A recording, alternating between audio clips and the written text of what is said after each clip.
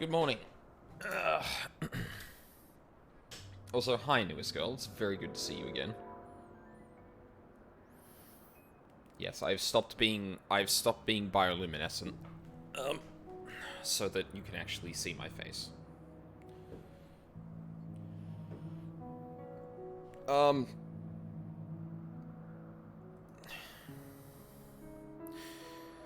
I'm gonna be honest. I don't know where this is going. We seem to have ruled out the idea that oh, I guess obviously spoilers, newest girl, because like I'm level 87 in the game right now, so we're deep in it. Also, why are you up so early? Because I want to stream 14, Charles. I want to finish this game on the weekend. Oh, I'm done. 90 and tome geared. Ugh. You and my raid buddies both. Well, actually, I don't know if all of them are tome geared, but I would be surprised if they weren't at this point. Honestly. Yeah, because Charles, I basically like streamed last night, went to bed pretty soon afterward, and then woke up now. Like, they all built different. I just need to sleep. That's pretty much it. I'm waiting for a buddy to finish so we can start proccing Redacted Extreme. Yeah, I can't wait to do the first Redacted Extreme. That seems like it'll be a fun fight. Yeah, I don't know. I don't know what to tell you, Charles. Like, not full geared, but got first DX down. Oh, nice. Went to work while you were streaming. Oh, yeah, right. Yeah, you would have. Yeah. I mean, like, I got, like... I think it's 7.5? Maybe 8. If I miscounted. But, like, I got sleep. Don't worry. I don't know. Like, maybe it's just because my, sleep schedule does shift a lot during the weekend compared to the week that, like, I can just shift it and, like, I'm more than fine. Or relatively fine. But, yeah. Anyway, been hard to get most of us all on at the same time lately. Yeah, I can imagine. Especially leading up to Christmas, I imagine that's probably going to be a pain, in the coming weeks. I know for a fact that next weekend I probably won't be able to stream, and there's going to be a lot of prep I need to do over the next couple of weeks after work to get, ready for Christmas as well. So, like, yeah. It's a bad time for this, to be doing this stuff. How are you liking Summoner now that you've had some time to get used to the changes? I like it a lot.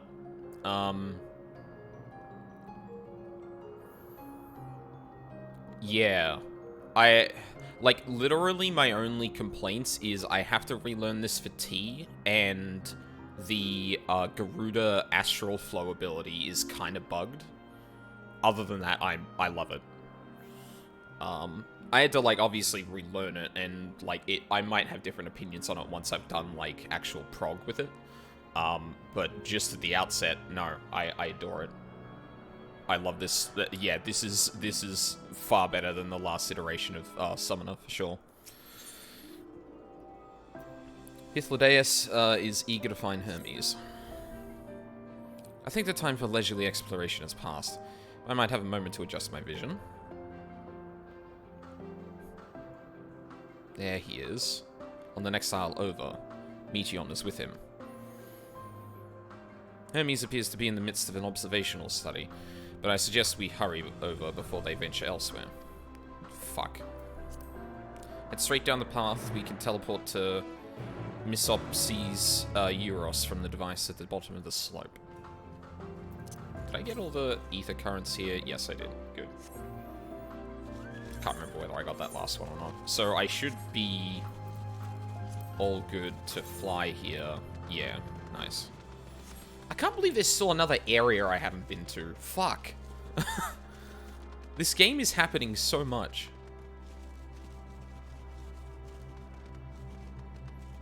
What was your reaction to this zone? My jaw dropped. So unfortunately, my introduction to this zone had the weather foggy, so I couldn't see it. But, like, context alone, I was just like, oh my god, the tone shift here. Oh my god, we're actually doing this. Holy shit, what is going on? Like, what on earth are we going to be looking here? I was 90 before I hit the 6th zone. Like, I don't know if you were here last night for it, Valk, but, I was actually under-leveled for the first 87 quest by, like a pixel. Like, I think it was, like, 40k experience. At 90 in the level 89 dungeon. I'll be curious to see where I hit it. I would expect the dungeon, honestly, the way I'm going, but... They're close by, within the Hungering Gardens. That would be the circular enclosure you see just up ahead. Well then, Aldine, make yourself useful and bring Hermes out here to us. If I were to go, he would assume I was only here to press him on the Van Daniel matter. Of all of us present, you stand the best chance of convincing him to put aside his work for the moment. But the creations in there are not exactly... Then again, perhaps Aldine can handle them. He did survive a bout with Vinar, after all.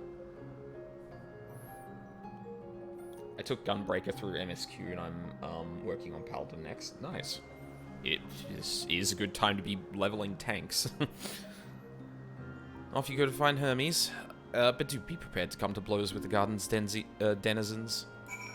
Oh, blue.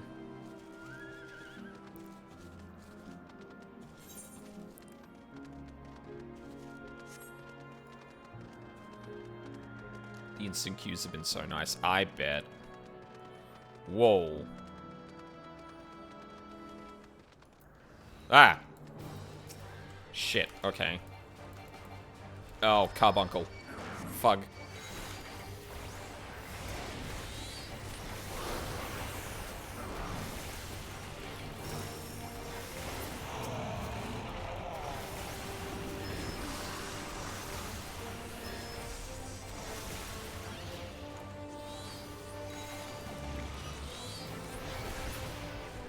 Oh. Didn't even get to clap him.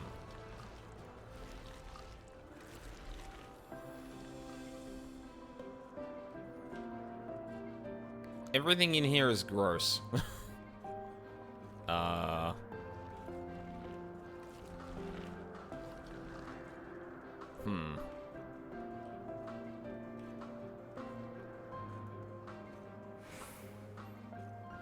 Seeing the primals pop up behind me in group content has spooked me so many times. Yeah, I remember seeing some posts, I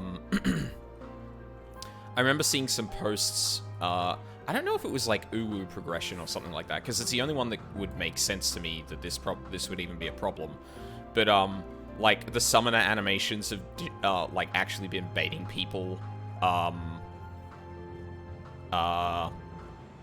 into thinking that a mechanic is coming when it's actually not, because a primal Ifrit appears, and they're like, oh, that Ifrit, cool, that's Ifrit, yeah. The thing is happening. Alright. Altine, what are you doing here? I thought you were keeping Hythlodaeus and Emmett Silk company. An important matter? And unrelated to my decision on Van Daniel, you say? Then yes, I will come. As soon as my work here is finished. It will not be long, I promise. But you should really wait outside the garden with the others. This is no place for idle exploration. I mean... I just do that anyway, like... We're taking notes. We'll talk later. You needn't be concerned for our safety. Meteon and I are protected by a ward which conceals our presence from the creatures. Oh. Well, that's handy. I will now refuse to do with a summoner. Yeah.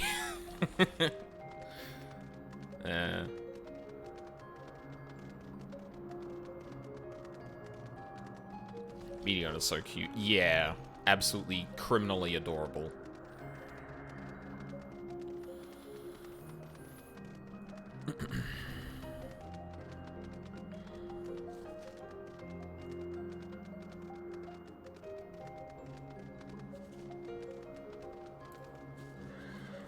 No.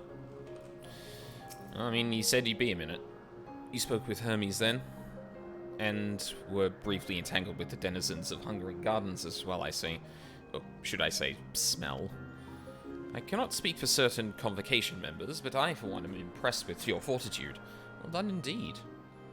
Now that you've convinced Hermes to confer with us, let us pray that things will soon take a turn for the better. As fascinating as it would be to meet Emmett, the Emet-Selk who would recreate Amarot in the depths of the ocean. I think it best for all concerned if such tragic events never come to pass, be it in our future or your past, assuming yours is not truly written in stone. Naive hope that is. Bleh. Words without sound. Emet-Selk seems content to stay where he is. Hermes said he would not be long, yes? Then we shall wait here until he emerges.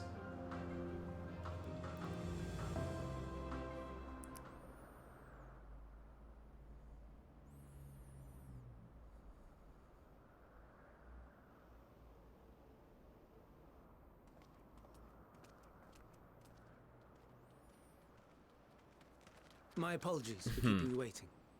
I understand there is a matter you wish to discuss. He is very pretty. Aye. A matter of the utmost gravity, if one can suspend disbelief. Go on then. Tell him what you told us. Who you are, and why you came.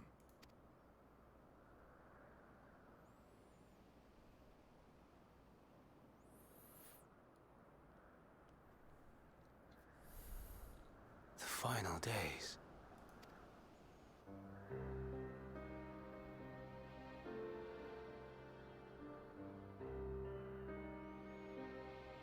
The phenomena observed during these star-encompassing calamities is likely the product of a dynamis reaction, and none is more versed in the applications of this energy than you, Hermes. I must stress that we do not believe you would desire such destruction. We come not to lodge accusations, but to beg your wisdom. And so, distressing though the exercise may be, I ask that you share with us your opinion on the matter. Oh, shit. Even you, Vana.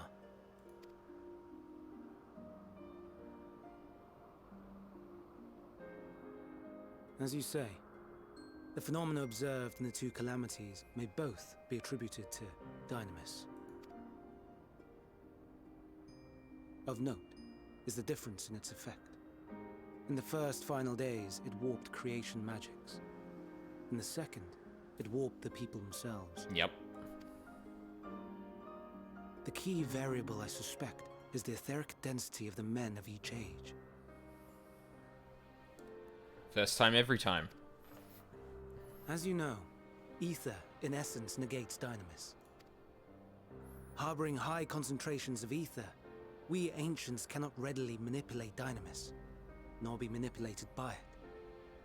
Therefore, rather than ourselves, the calamity affected our magics. In contrast, having been sundered, the people of the future are composed of but a fraction of our ether. Thus are they susceptible to the influence of dynamis and its transformative potential. But that would explain only the mechanism, not the cause. Though perhaps...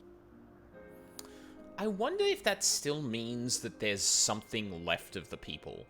Because one of the worries we had when we first encountered them was that Y'shtola could see nothing of them.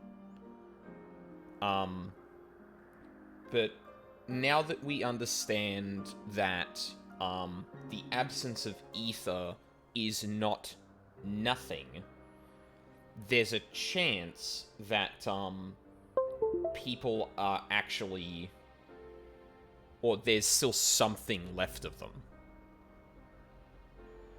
But then, like, see, this whole thing throws the current knowledge of how a soul works in 14 into disarray too, because if our souls are not so etherically dense and they are part dynamis, then like we understand ether to be, or the soul and memory to be ether. So how much of it is Dynamis then? Like, does that just, like, fill in the gaps? Does it, like, if we did what we did, or if we, at the end of 5.3, we took the souls and memories of our companions through the rift and back to their own bodies, did they actually lose anything in that if a soul is not entirely just ether? Can Dynamis be stored in the same way as ether? Like, this raises a lot of fucking questions. But I think the important thing to point out is that maybe there is still a chance to revert people back. Although, I don't think that completely counters the fact that ether is a primary component of living beings, so... the fact that there is no ether in these beasts probably still very bad, but there's a flicker of hope. What is it? Even should it be a hypothesis, we would hear it. Dynamis is an energy put in motion by feelings. Feelings for which there must first exist a source.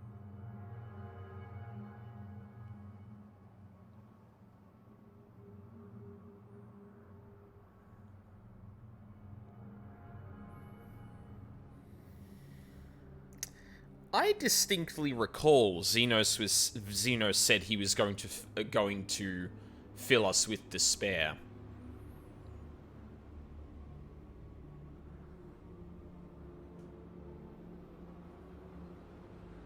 Ether Schmeether. The source to which the victims must be attuned. One that harbors the selfsame negative emotions. Elsewise it could not be the agent of such extreme change. So it wasn't the stagnation of the celestial currents. Someone, or something, is instigating the star's demise.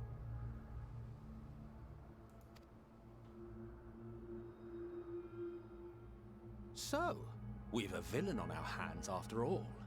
Any idea who or what it could be?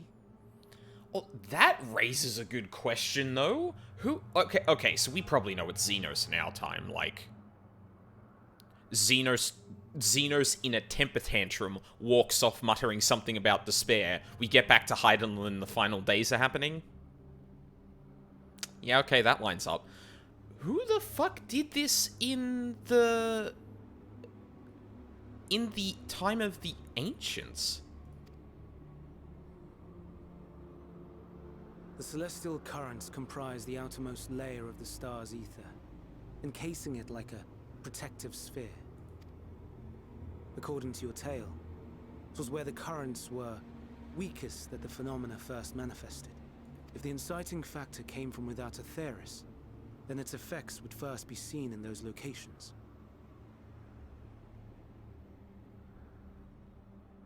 Oh.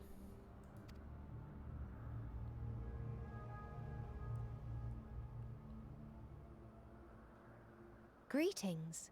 Can you hear me?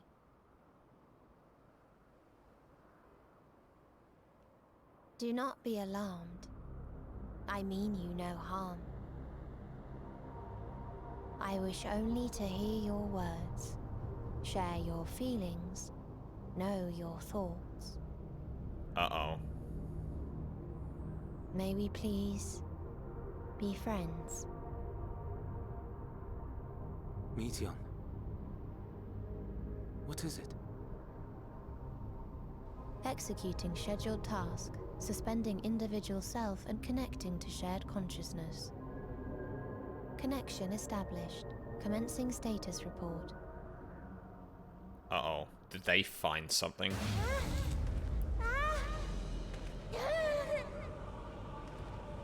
It hurts, it hurts! It hurts! So hot, so cold, so sad. I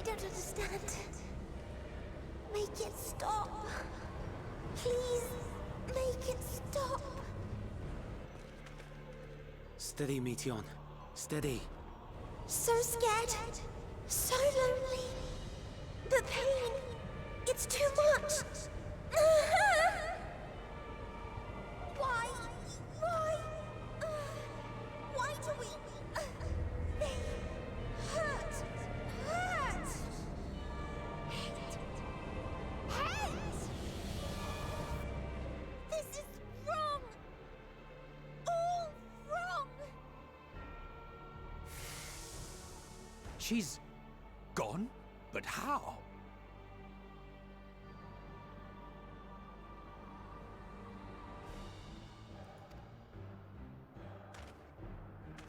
She has altered her etheric density in order to blend in with her surroundings, an ability for avoiding confrontation. Most effective. Frustratingly so. I can't see her either. Not even a trace. We might be able to, though. Stay away. Please. This is wrong. My mistake. So please. Are you all right?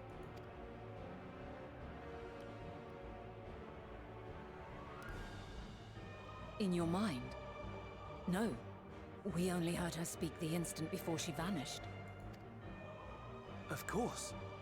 When communicating without words, Meteon also employs Dynamis. That would explain why you were able to hear her, when we could not. Then you are our best chance of finding her. Follow her voice and try to track her down. Hindered though we may be, let us split up and search as well.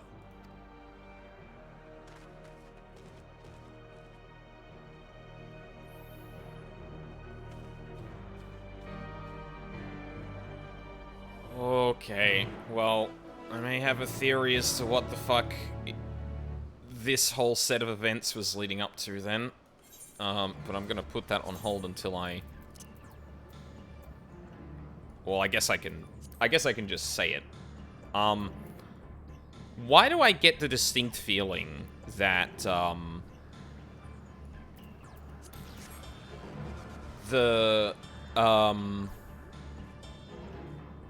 yeah, really, haha, I'm in danger. I get the distinct impression that whatever we're about to discover is so fucking bad that basically the set of events that have happened in the past are, like, set upon. Like, as in, not like we're not creating a new time loop with this, this is actually closing a loop. You calm your mind, you sense, you calm your mind, your senses questing for any hint of Meteon's presence.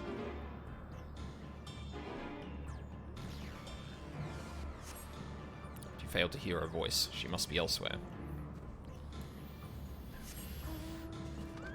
Alright.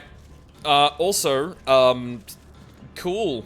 We had a repeat of that scene from Shadowbringers, but the opposite. Oh, fuck. Is there, like... It seeps into my mind. Our voices reporting. No. Hermes mustn't hear them. I have to run, to hide. Meteon's anguished voice grows distant as the source seems to flee down the slope.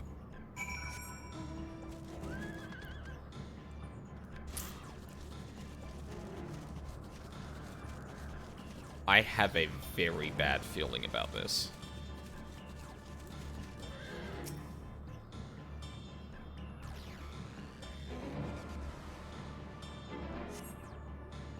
You strain to catch even the faintest whisper, but fail to hear Meteon's voice. She must be elsewhere.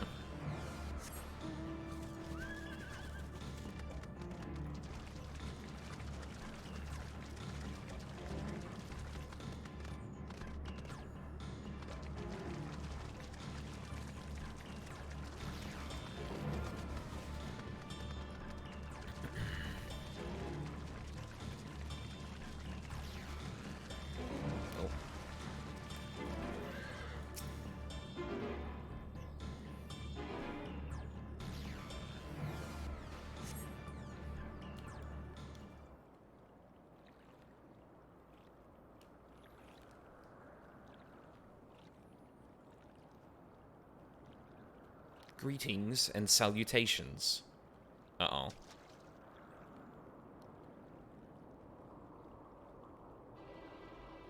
Commencing report.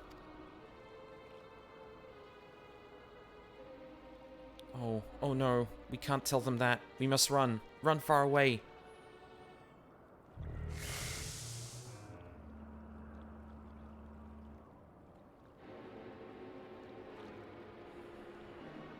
Please, don't follow me. Minion's anguished voice fades as you sense her climbing to the top of the ridge. Is she a robot? So, the way that, Hermes kind of, or the way that people here distinguish between, like, living beings and arcane entities is whether or not they have a soul. I don't know if Meteon has one, but I do know that, like, her sisters, she can basically communicate with her sisters, which I imagine is probably using some form of, like, dynamis and whatnot. But essentially she is just a conduit for the thoughts of the rest of her sisters. So I guess, like, in essence, she has the ability to just connect to them. She is like an arcane entity, I think, as the game has defined it, but I don't know how much that really gives us to work on, honestly.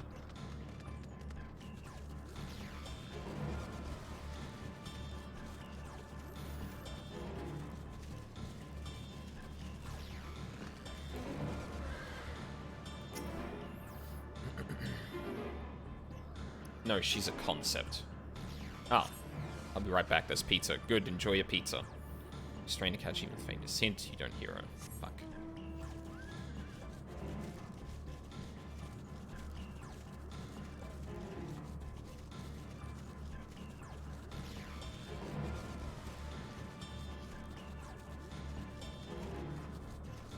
Oh.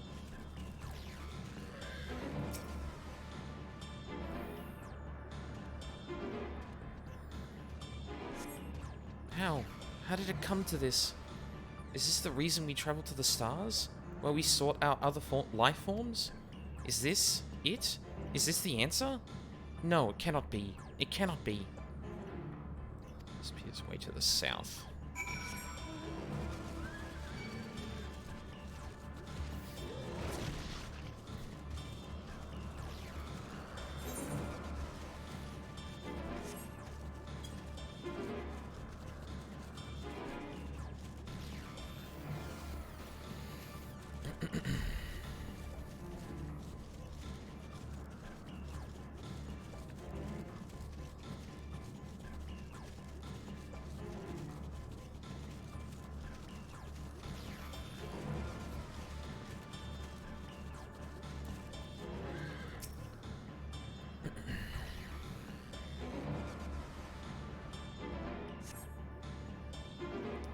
Must be elsewhere. Like, yeah, this very much feels like, Meteon and her sisters stared into the void, you know?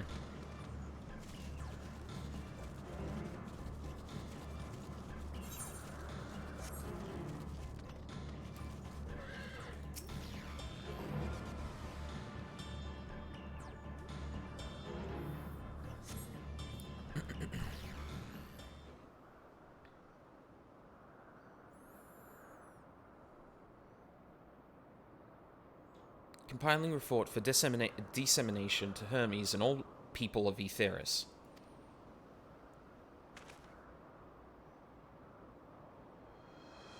This is literally about to cause the final days, isn't it? Processing expedition data. Preparing profiles on intelligent civilizations. Formulating answers to the question. Finalizing report. No, Aldine, you mustn't listen.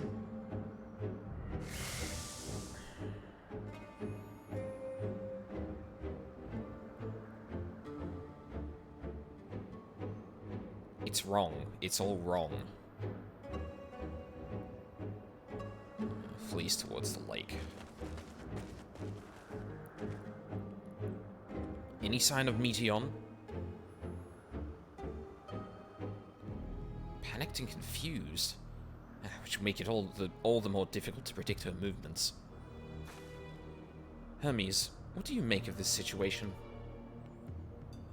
The meteor linked in a single mind, a shared consciousness which connects them across any distance. I suspect something has happened which disrupted its usual harmony. How might we access this shared consciousness of theirs? Much as you would approach any sentient being, directly.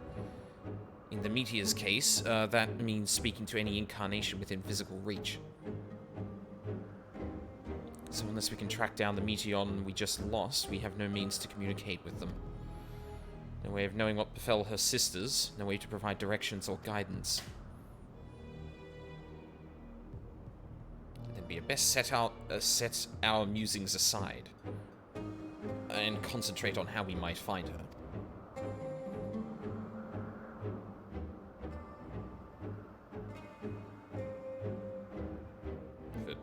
Van Hermes?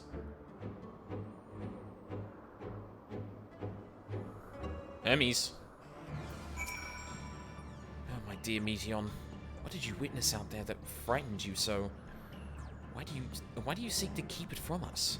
How terrible could it possibly be? Follow, wander, stumble, listen. Hythlodaeus has a suggestion. Correct me if I'm wrong, but Meteon renders herself invisible by matching her etheric density to that of her surroundings, does she not? If so, could we not disrupt her concealment with a surfeit of ether? Much how Emmett Selk solidified your presence when we first met you? Don't be absurd. You can hardly channel ether to a recipient whose whereabouts are hidden to me. Which is why we must all work together. Aldine will continue the search in the same manner as before, but this time with you in tow. Once he ascertains Meteon's likely location, you proceed to reveal our wayward familiar with a swift ethereal downpour. Very clever. And thankfully, she has made herself easy to capture by fleeing towards Leith. Assuming she is made visible, it should prove no great feat to herd her into a corner. Then we have our plan. Aldine and Emmett Selk will be our tracker and trapper, respectively, while we others predict and obstruct Meteon's avenues of escape.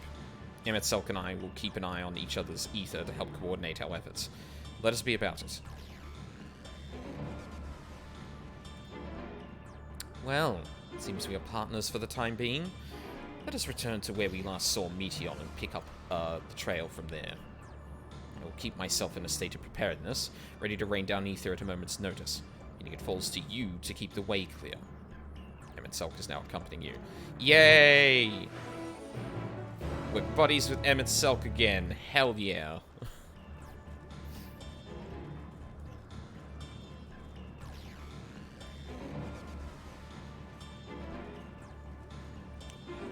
We're only under better circumstances.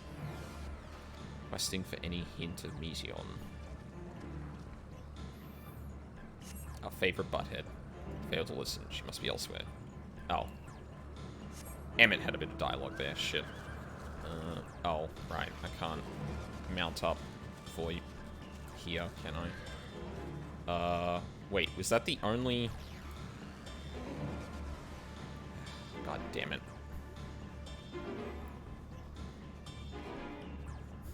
Why are you going around in circles?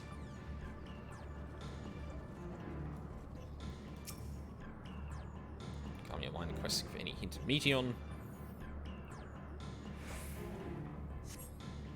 Why can't I fly? Are my functions being restricted?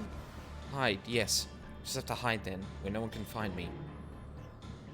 Heads towards the water's edge. She went to the lake, as if it wasn't tiresome enough. Well, at least that open expanse should make her easier to find. We won't lose her this time. God damn it. I keep doing that reflexively, but I've got to stop. Hippie. Alright.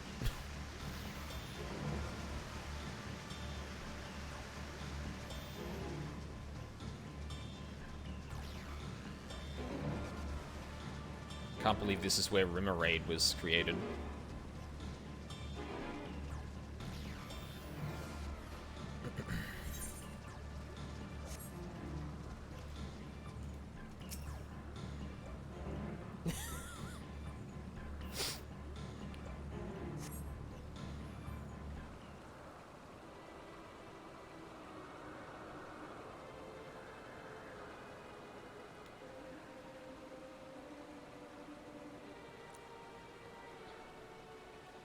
not here. I'm not here. Please.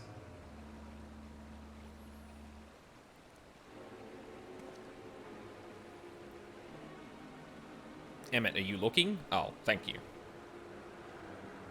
By that rock, is she? Very well.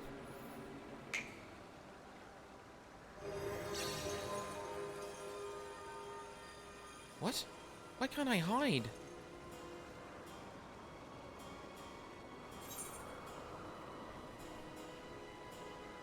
There's no need to run, Medion.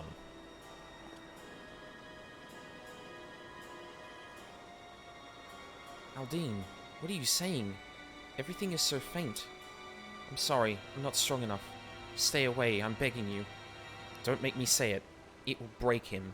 His poor, fragile heart. Remember how I said I had work? I threw up. Pretty sure a stomach bug is being passed around my house. Oh, that sucks, Ryuzaki. I mean, maybe nice to have work off, but not under those circumstances. Sorry, give me 1 second.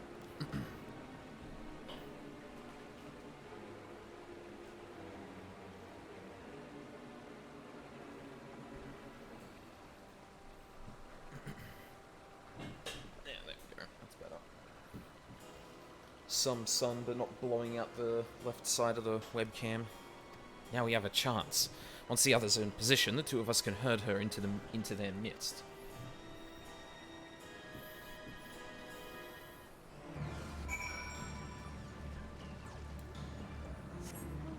Oh, for fuck's sake.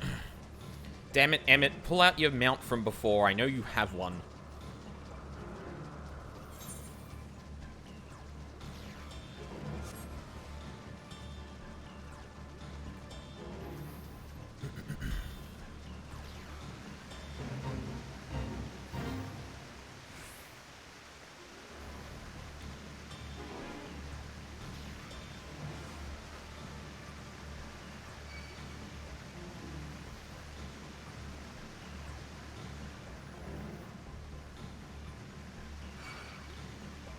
No. Wait, why can I... Huh. Go away?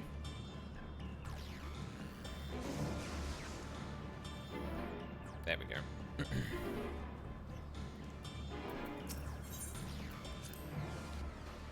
Is this teleporter not in use? It seems to have been left to the mercy of the elements. Either way, it bears no trace of Meteon's essence. We move on. Interesting.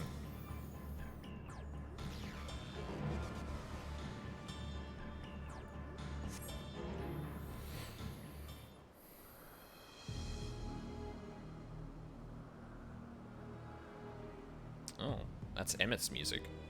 There, I see her.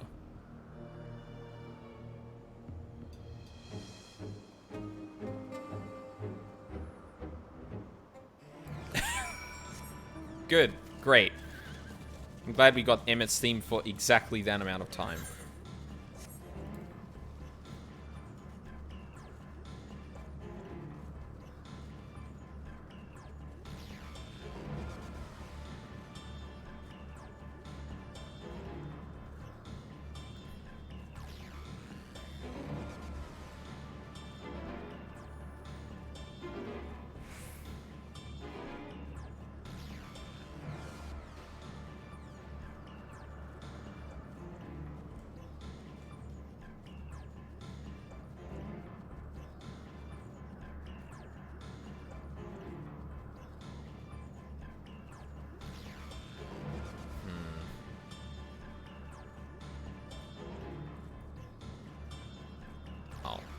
Down.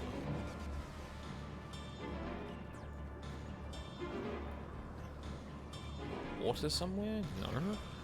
Oh. There it is. Oh god, she's been she's been looping us. Fuck.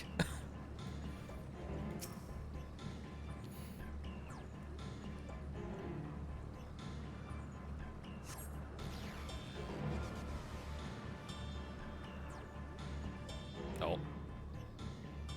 Talking time. Yeah. Fuck, I knew someone should have been watching the bridge.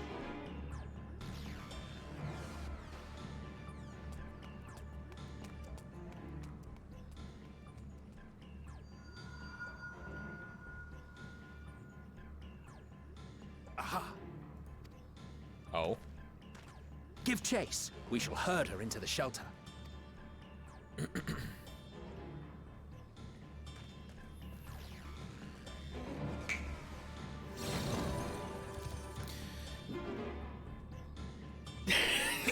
You fucking asshole!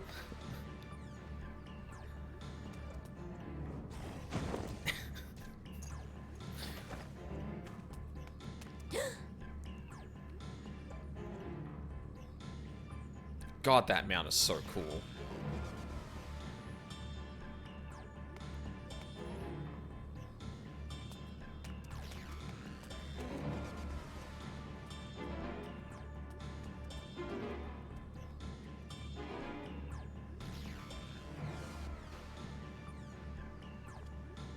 Oh, there we go. I was wondering where you three were. Don't be mad about his Shadowbringers Collector's Edition. Please, Mission. We must speak. I'm not jealous of the mount. I'm more, like, frustrated that this motherfucker, that, like, obviously it's a mechanics thing, because, like, putting an NPC on a mount is probably a little bit more complicated than just having them, like, run at the speed you are. But, like, running around with Emmett in tow, not being able to use the mount, and then he's like, okay, give chase, I'm gonna catch up with you. Mount. And I'm like, buddy, you made me stay off my mount for this entire thing. It's not fucking fair. Tell me next time.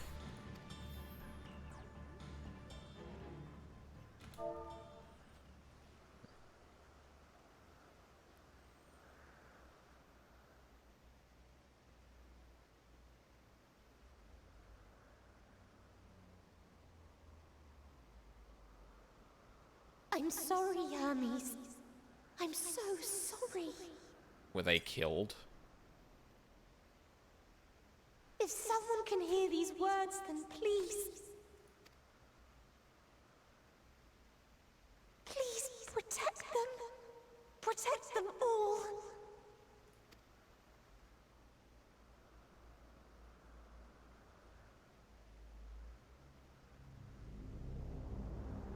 Individual self-suspended. Connection with shared consciousness stable. Our survey is complete. We shall now report our findings.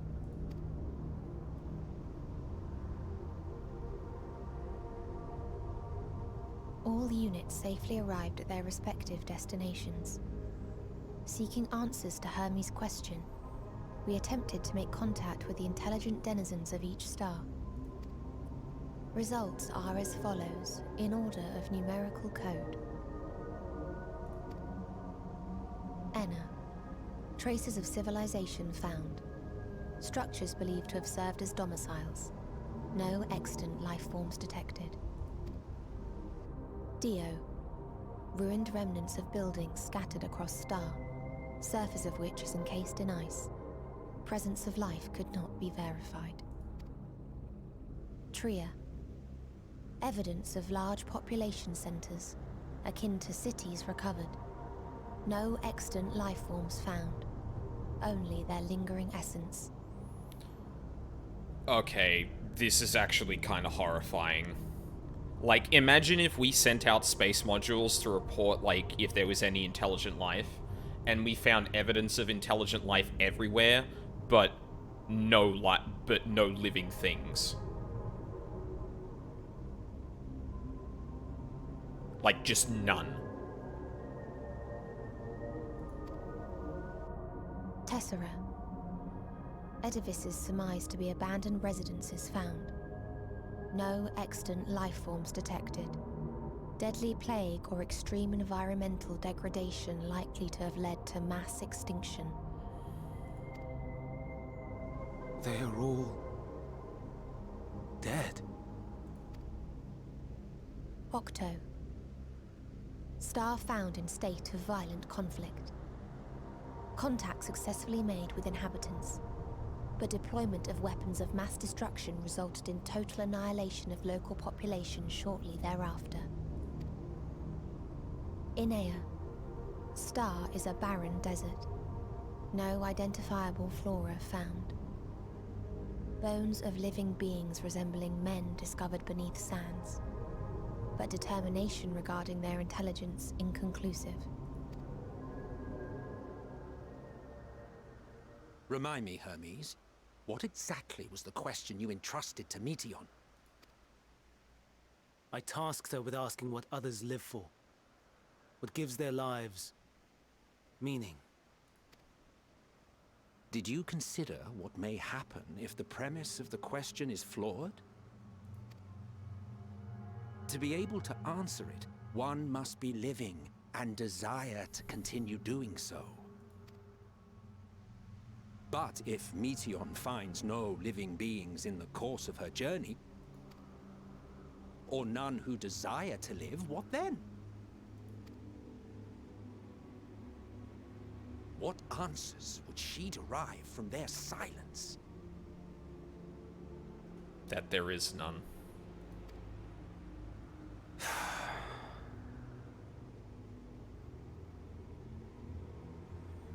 A computer will only do what you tell it to.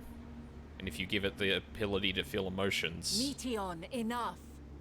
Suspend your mission, and return hither at once. Decapente. Local civilization once flourished under auspices of higher power. Said power later laid waste to civilization in fit of rage. Upon revealing this to me, entity elected to self-terminate in lieu of providing answer to question.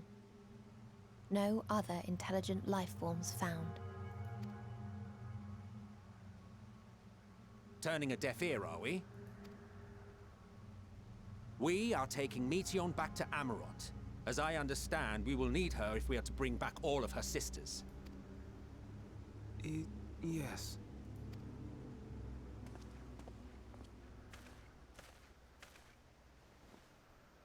Meteion.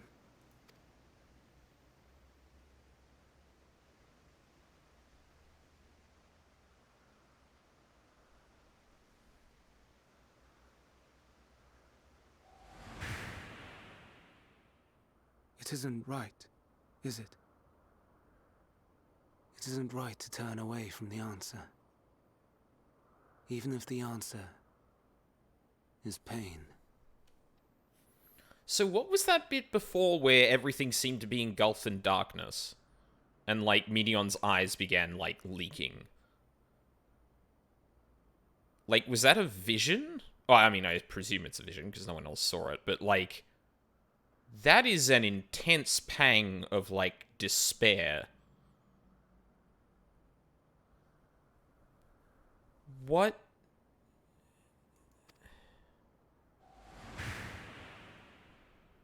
Even if we aberrations must scream ourselves hoarse to be heard.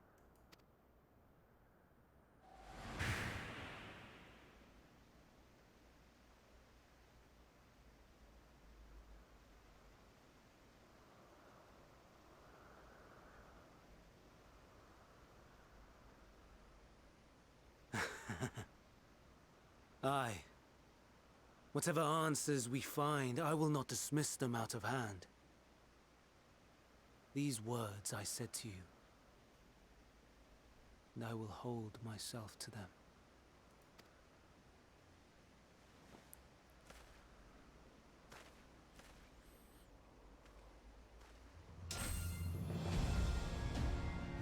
What?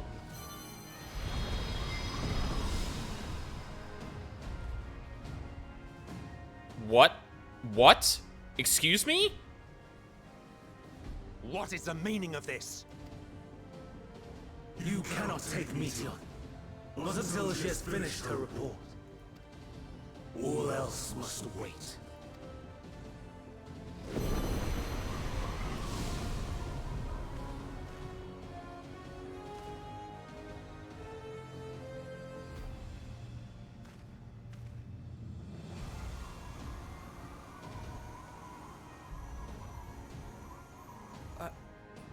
You fool!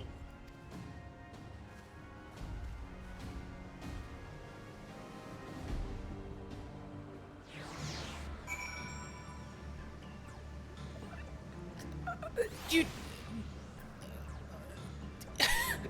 What? Why? What? Hermes! You... Oh my god. I think I know what's happening here. Is this when Hermes begins to turn and have that sliver of, the Fandaniel we know? Oh, fuck. Oh, Jesus. Oh, no. I think he may have forfeited the seat on the convocation. Fandango. Why, Hermes? Why could you not leave well enough alone? Will these answers assuage the pain you feel when a creation is returned to ether? Would you never cast your accursed question to the distant stars? You may have one day learned to be appeased upon this one. This is the dungeon, isn't it? Caging the messenger. Hythlodaeus is pondering what to do next. Hermes has headed to Thesis. Considering the expansive dimensions of the place, even we have a difficult time locating his ether. All I can say is that he entered from the rooftop and likely arrived at the uppermost point in the facility. So, do we pursue him? Of course we pursue him! No matter what Hermes might be thinking, Meteion is a potential threat that needs to be brought under our control. Why is she a threat, though? That, like... The way this was presented, right, is that whatever Meteion was going to reveal would threaten everyone, right? And, like, I honestly thought that, like, this, like, nihilistic being from beyond is, like, was going to communicate with us and, like, very much influence us because we're full of dynamis and shit, and something would go down there.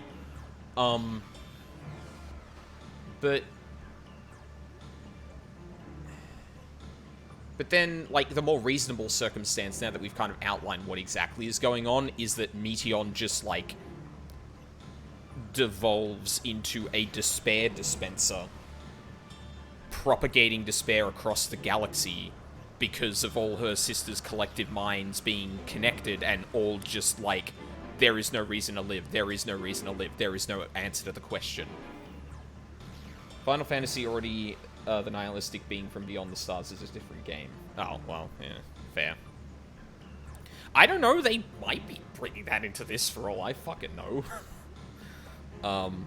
Convocation's duty to safeguard this star takes precedence over any personal stake in the matter. Venar? Aldine? I mean, yeah. It's clear we stand on a precipice, but we have yet to determine beyond a shadow of a doubt that Meteion's is the hand which tips us over the edge. Nevertheless, if we are to learn the truth of the final days, we must give chase. And even if neither Hermes nor Meteion is ultimately responsible, we cannot leave them to suffer this torment alone. I will smash him. Agreed on all counts. To Catesis Hyperborea we go. We're gonna... oh my god, can we actually do a trust with those three? I will be so happy if that's the case.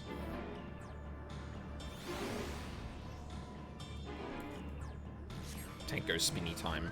I am no tank.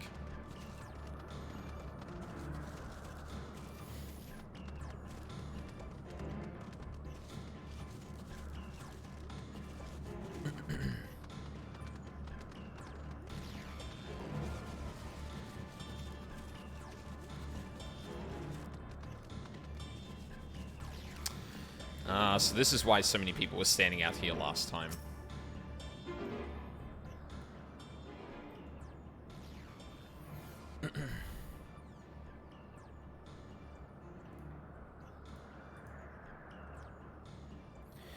What have we here? Excuse me, has something happened inside Catesis? Mistress Venar, I'm so glad you're here. No one knows what prompted it, but the alarm was sounded and Catesis put into a state of alert. Procedure dictated that we evacuate immediately, and we have yet to investigate further. This is Hermes is doing, obviously. And what does this state of alert entail exactly? A field of dampening magic is draped over the entire facility, usually in response to escaped entities and the like. Catesis scholars and observers are unaffected, but everything and everyone else is weakened to a fraction of their usual capabilities. then consider us forewarned. We do, however, have urgent business with Chief Hermes and must enter the premises regardless. Oh, so they actually have a thing in place to say why... why doing a dungeon with 3 ancients isn't just the 3 of them annihilating everything in sight. That said, if Hermes is willing to enact such measures, I wonder what other obstacles he has seen fit to drop in our path. With that enfeebling spell in place, we're not like to be at our fighting best. And I was hardly an effective combatant to begin with. I've little to offer beyond my ethereal vision. Then you will put that talent of yours to good use. You were fairly skilled at spotting weaknesses, if I recall. Fairly skilled? Now you've gone and raised everyone's expectations. You all need only make the most of your strengths, and I will fill in the gaps as required. I was once a Zem, after all. It was my job to rise to the occasion, be that as defender, aggressor, or healer. I feel better about my lack of prowess already.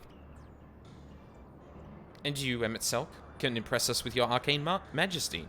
You lob potent spells as easily as breathing, but can also channel that power in a protective manner if you so choose, yes? Eh? Well, yes, should the situation call for it.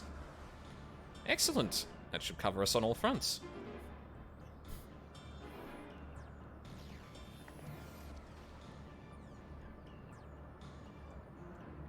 Your tale led us here, Aldine, so 'tis only right that you lead us now. No matter what lies ahead, we will win through, to Hermes and Meteon. And then we will face the future together.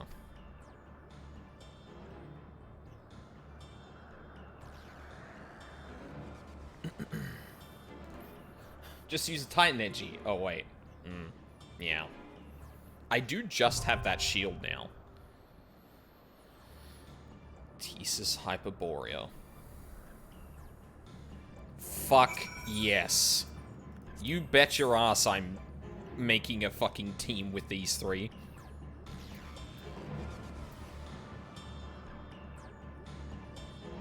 Summon out the 3rd seat all-rounder Soulseer. Can you actually, like, switch them around, or, like... Like, if I go... Let us be off. Let's get this over with. Can scarcely contain my excitement. Can scarcely contain my excitement. They just have the one. Cool. Let's fucking do it. Emmet can't heal. Right, yeah. He said protective magic, so I was like, oh, like barrier healer? But no. He's a tank. Or he can tank.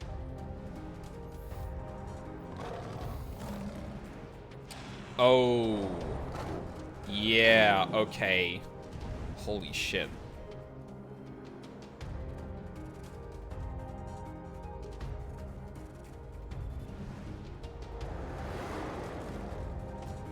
This sure is a dungeon. Holy shit. Oh my god, Emmet is a Dark Knight. Hythlodaeus is a bard, or at least an archer. You found best trust. I sure fucking did. Yes, everyone should run this with trust. Absolutely. I haven't even done it yet, and like, no, that you'd be a fool not to. Please, turn back, else I might be forced to.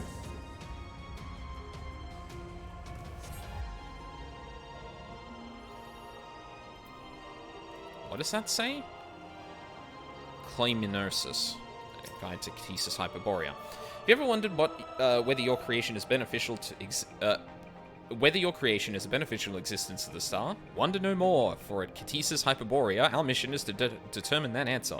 From temperature plains to tropical jungles, or temperate plains to tropical jungles, from smoldering volcanoes to frozen fields, we put creations to the proof in a wide range of meticulously created environments. Will your creation be able to survive in the wider world, or will it threaten the survival of other species? The answer to such questions and more, our highly trained staff will uncover. Alright, Emmet, let's see what you can do. Damn it. Just like fucking Thancred.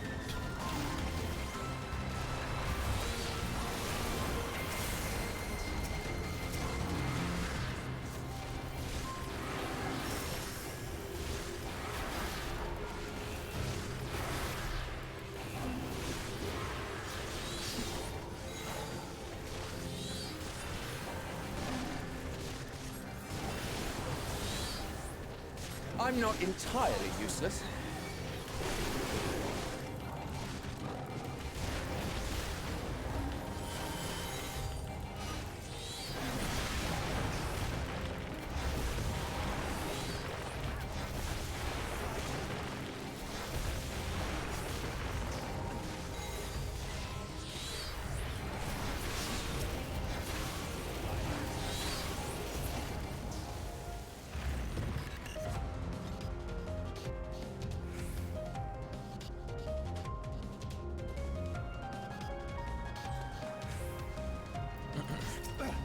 Oh no. Emmett, for fuck's sake.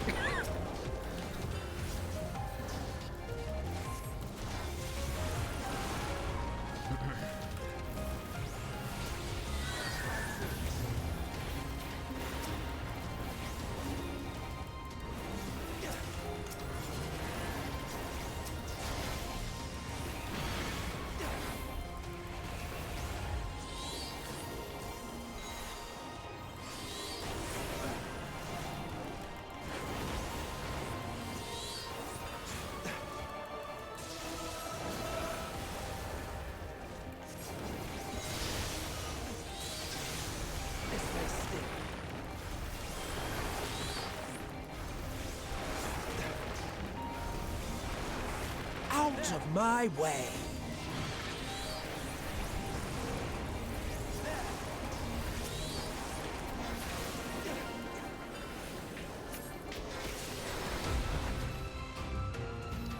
There's also Redacted. I like how the transformation thing gave context to the final trial of 5.0. Yes. Yes, that's true. That is a thing. Oh god, there's a lot of, there's a lot to this, huh? Fly true. Oh god, Emmett, why there? Why? Emmett sucks. Emmett's a bad tank, oh no. What are you doing in the corner there, man? Come on.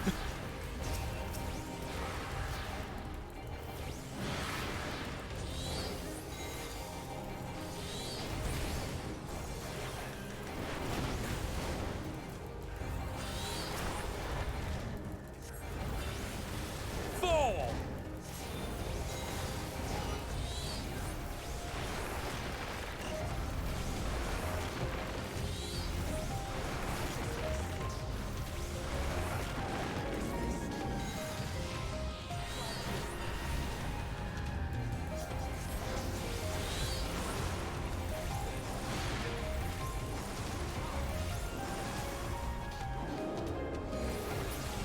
There we go.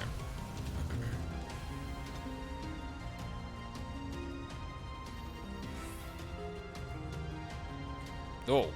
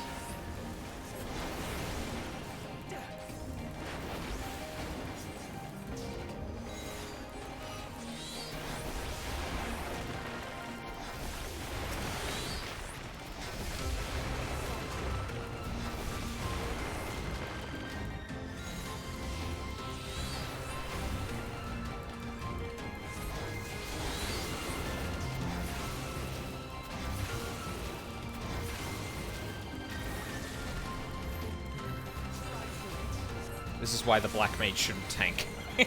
Yeah, fair. Like, no, it's fine. It's fine. Like, listen, I've tanked before. It's okay. I've got this. Don't worry about it. Lisa. Oh, wow. Fuck, this place is so cool. Alright.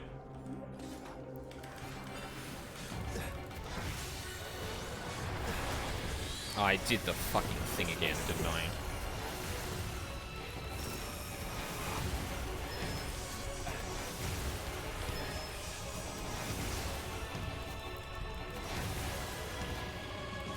Have at you! Oh, fuck.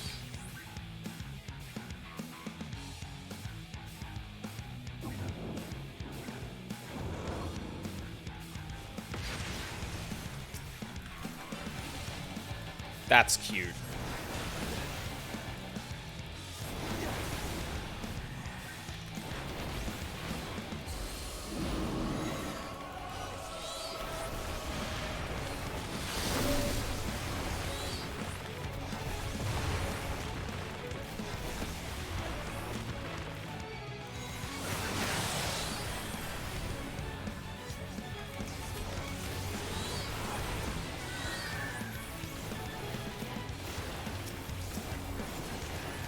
I'm not entirely useless.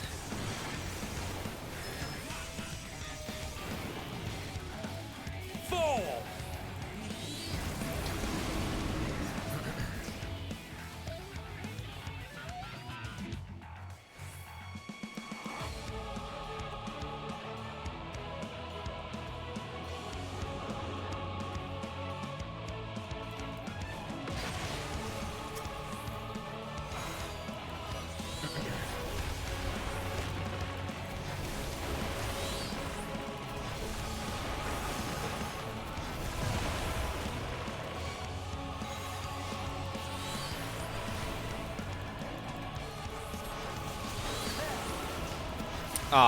See what I mean? I started casting and they were there, and then it fucking moves along. It's kind of stupid.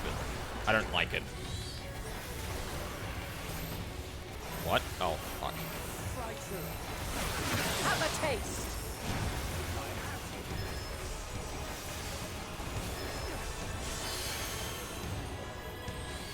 Like, that's almost certainly a bug, but...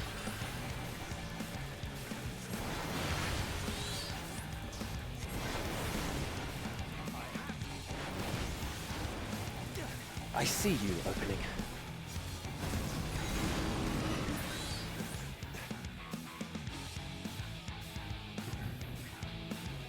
Love how they just mock its abilities. Yeah. Very happy they got the Robes Gland. So much RP potential. Yeah.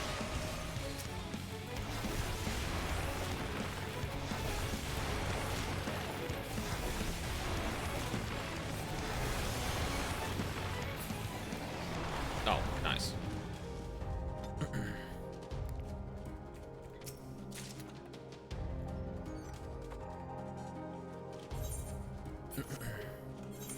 Oh, fuck. Did that go in here? It did.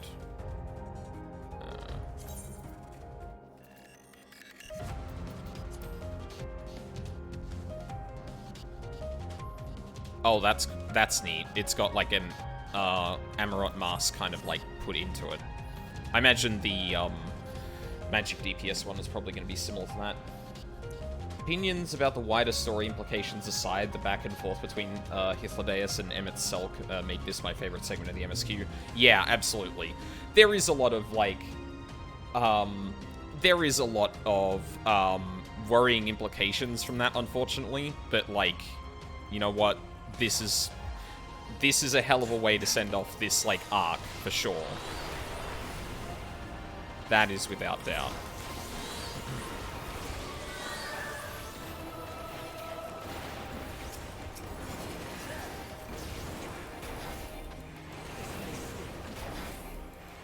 Although I think the way they're doing it specifically, I could be like missing something here, but I think the way they're doing it here isn't like awful. Because it's like, I think what's going to be implied here is that this is a closed loop, right?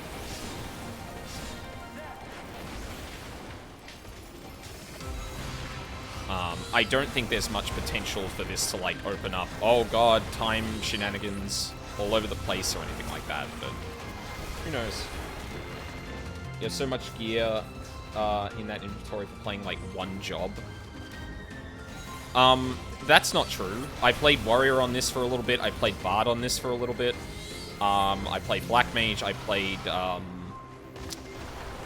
No, I think that's it. Are we roasting the wasted inventory again? Listen. I'm warning you. Stay away. Y'all can't fucking do this to me. God damn it.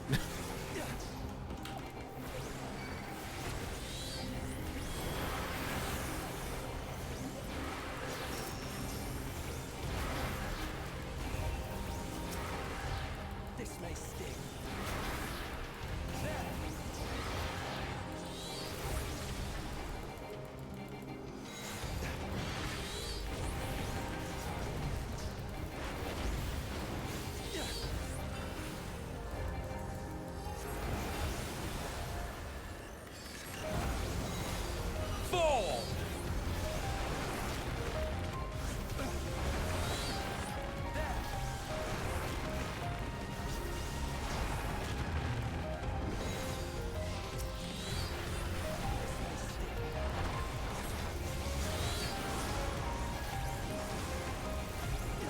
Have a taste.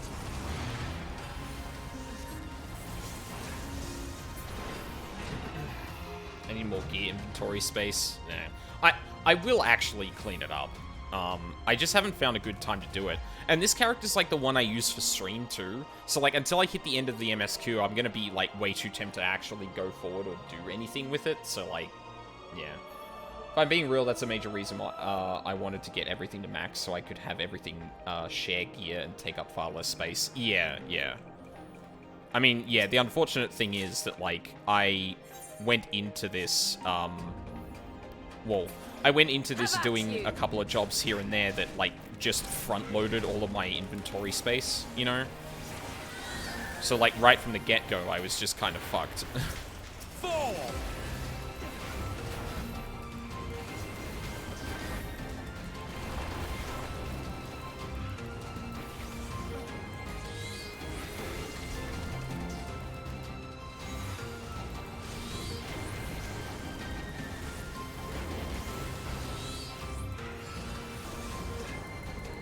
Out of my way.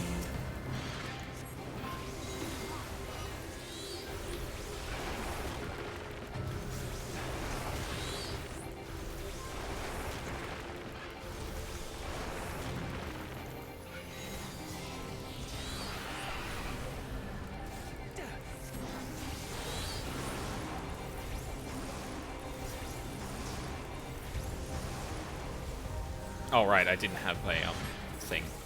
Oh, fuck it, I'll just spam Try Disaster. Not gonna waste, Bahamut on that. Ooh. Thing.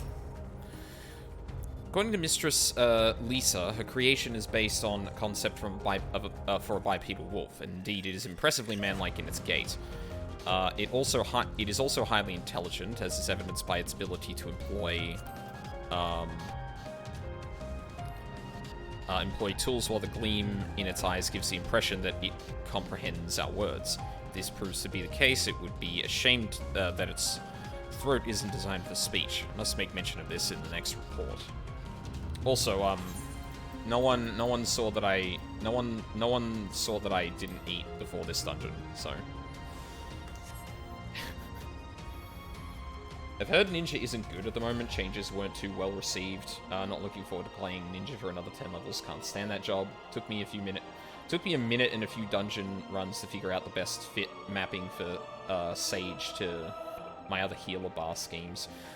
That's always a challenge, is like, I've got all of my hotbars and stuff set up in a specific way. Here's a new job. Oh, fuck. How does this map onto that? That's always been a challenge with, like, even, like, existing ones getting, like, remade and stuff like that. He may have flaws, but you can't fault his managerial prowess. Seriously? You want to discuss his candidacy now? fucking Hyplodeus is like... I mean, listen, you really gotta give it to Hermes. It's like, really? Now?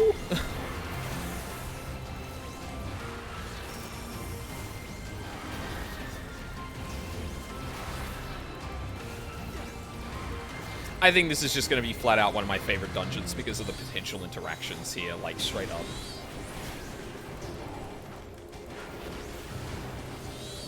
Out of my way. Ow.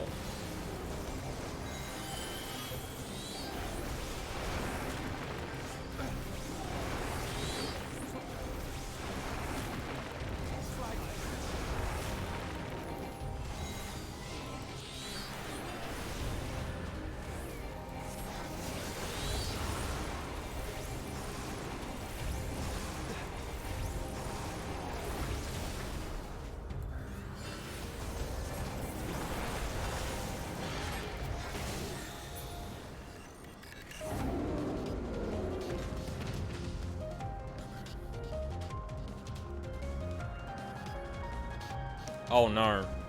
Cerberus snake. Ugh, come on.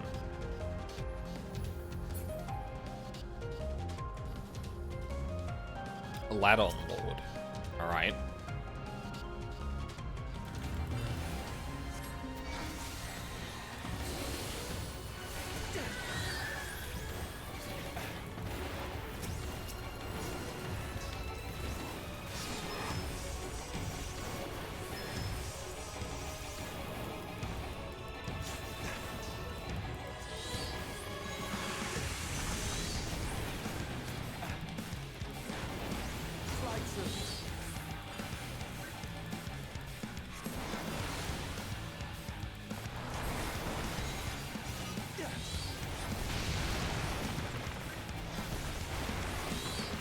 Do not underestimate me.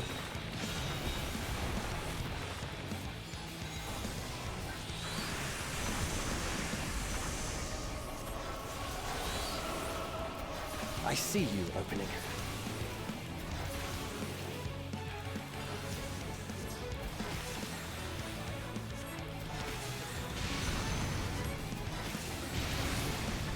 Oh, okay. Fuck me then, I guess. I'm not entirely useless. Have a taste.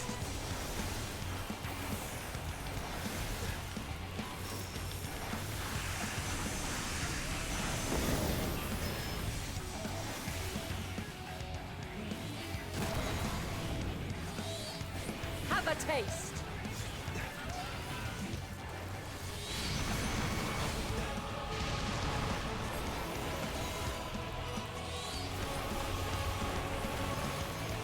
I'm not entirely useless.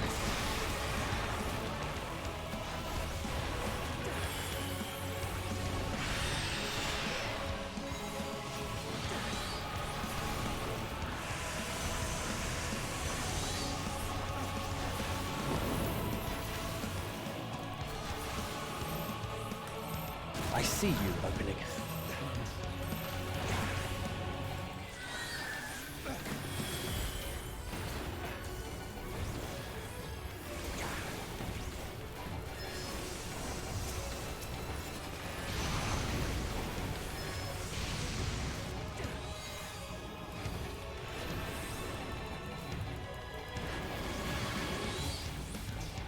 Welcome back, Charles.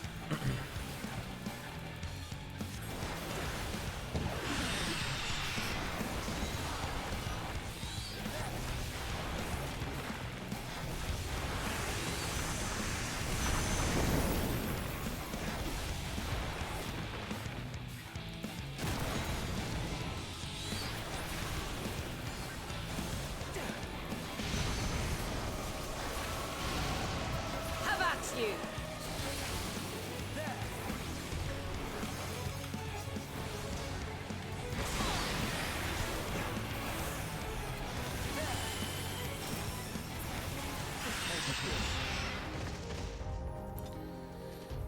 Pass for Constitution, but a fail for Intelligence. Wow, Vanar, really? If its concept is submitted, I will be certain to reject it. Ouch. swing first. Back, Charles. I would really like Extreme or Savage difficulty dungeons one day. Yeah, that'd be neat. I cannot let you take Meteor. Not yet. Oh, Jesus. Emmett. Threat, Emmett. Emmett!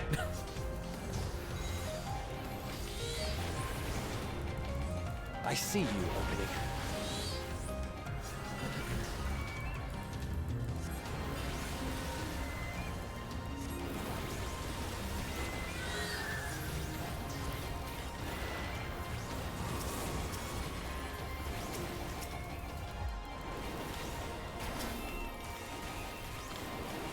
I'm not entirely useless.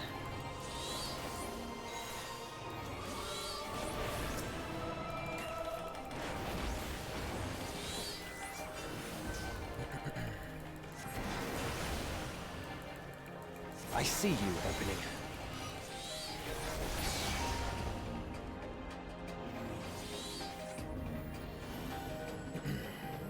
Some of the mechanics are so cool, but it's just not tuned to be punishing. Yeah, I'll say this, the current EXs are easy. X-Pack launch EXs have been easy since Heavensward. Oh. Well, man. I have literally no opinion on that, because I didn't. No. I see you opening.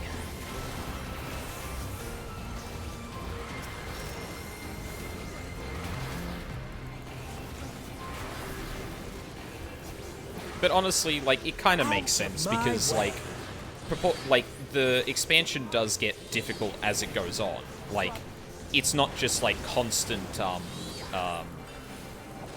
like, learning curves, or separate learning curves, right? Like, it feels like expansions are planned out such that, like, they,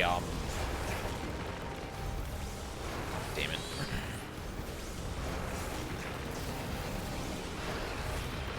Such that, like, they introduce a lot of stuff early on, and then later on they expect you to just keep that up, you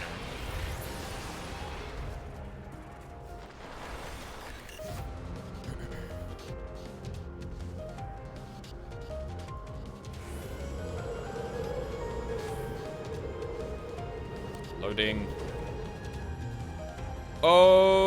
Okay. Well, I must hear their answers before they're expunged from existence. enough is enough, Hermes. Stubbornness can be a virtue in little excess. Oh, but this is a little excessive. Have a taste.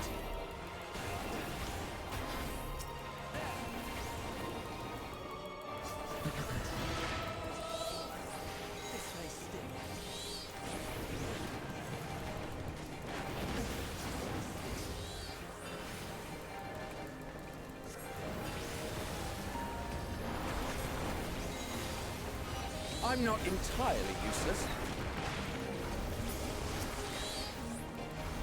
Oh no, I wasted enough. Fuck.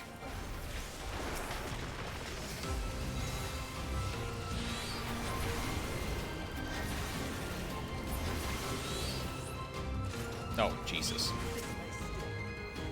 Oh! Burb. It's the Burb. Yeah! Newest girl's favorite bird is here.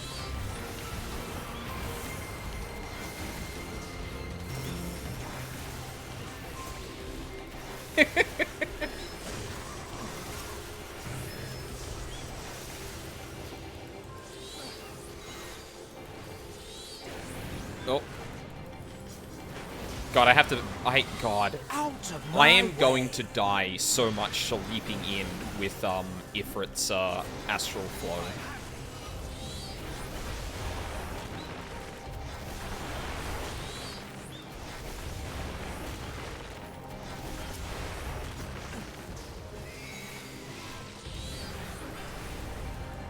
I see you opening.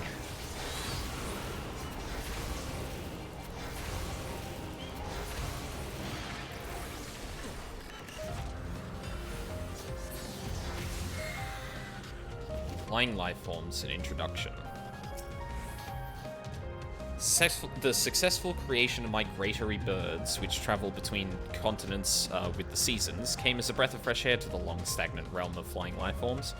In the end, it was a relatively simple thing to grant creatures the ability to navigate by celestial bodies, but this method lacked the precision needed to guide them to the same location each time, as would be vital to their survival.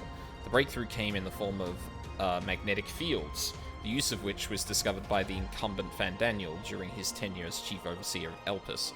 A truly inspired idea that has brought lasting benefits to the star. That's real, by the way. I think it's... oh, God. Alright, Hermes. Winged Defiance. So, it comes to this. I have no wish to fight, but this time, I cannot yield. Though the world may think me a mad, desperate fool, I will hold fast to my conviction.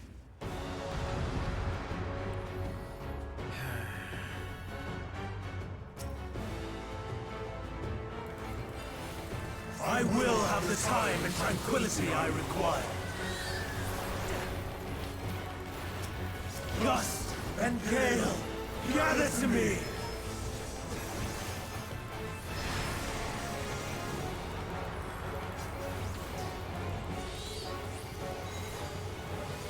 Ancient brand, unleash your power!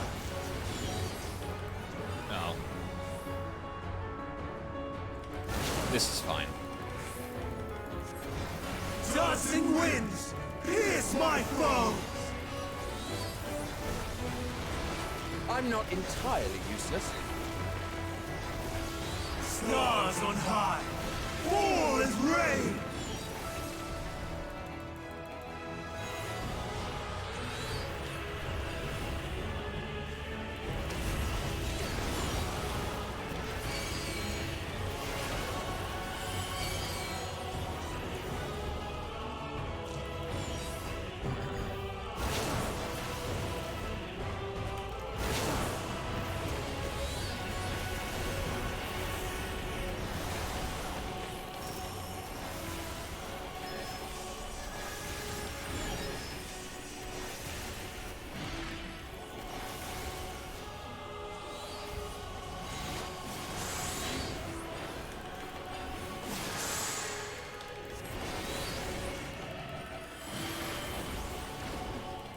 Oh my god, Emmett interrupted the thing.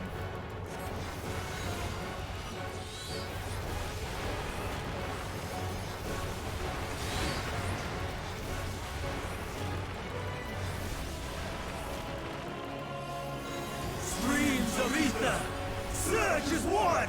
Quadruple? Oh god. Out of my way!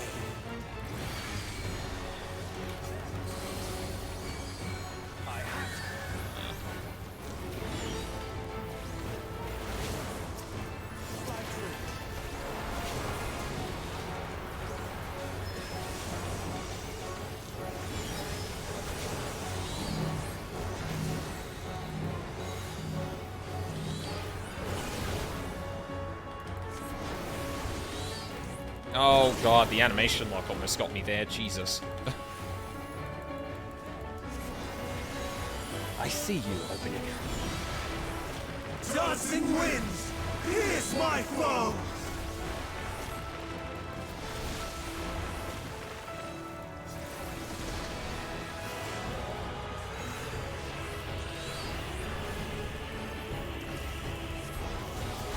I'm not entirely useless.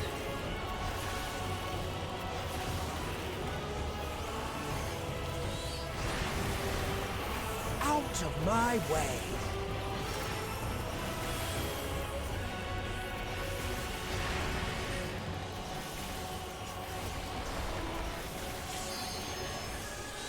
Stars on high, fall as rain! Oh, that was a bad time to do Ifrit.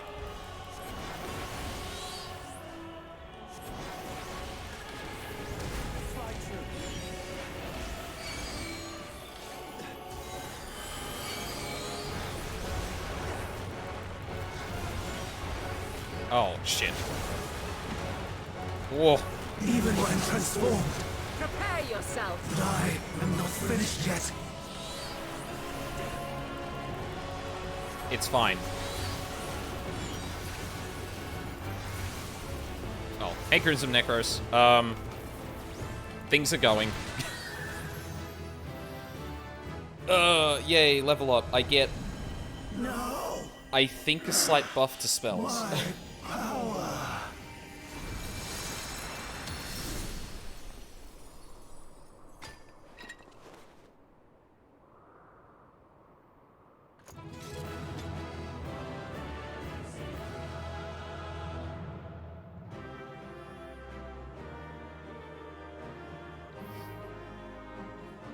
Fun fact, most of Hermes' magic is from FF8.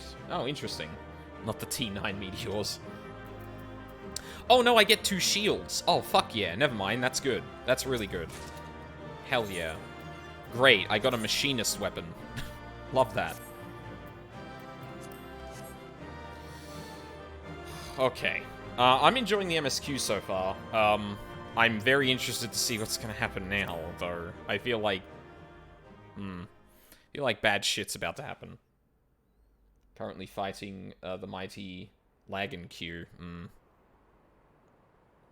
Extreme, or what are we talking here? It's over, Hermes.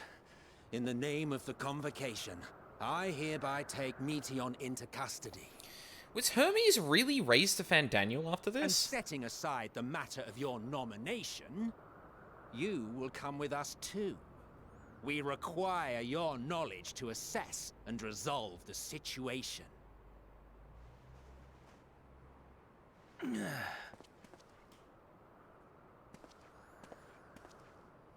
Oh, shit. Meteon, I am so sorry. With that, I could have listened to your report in full. The real shame Reflected here... upon its meaning and conveyed it to others, that they might reconsider their chosen course. But I have failed, and that wish will never be realized. However, ere our fates become the province of others, I bid you tell me just one thing. Was there happiness in those distant stars? Was there a reason for living?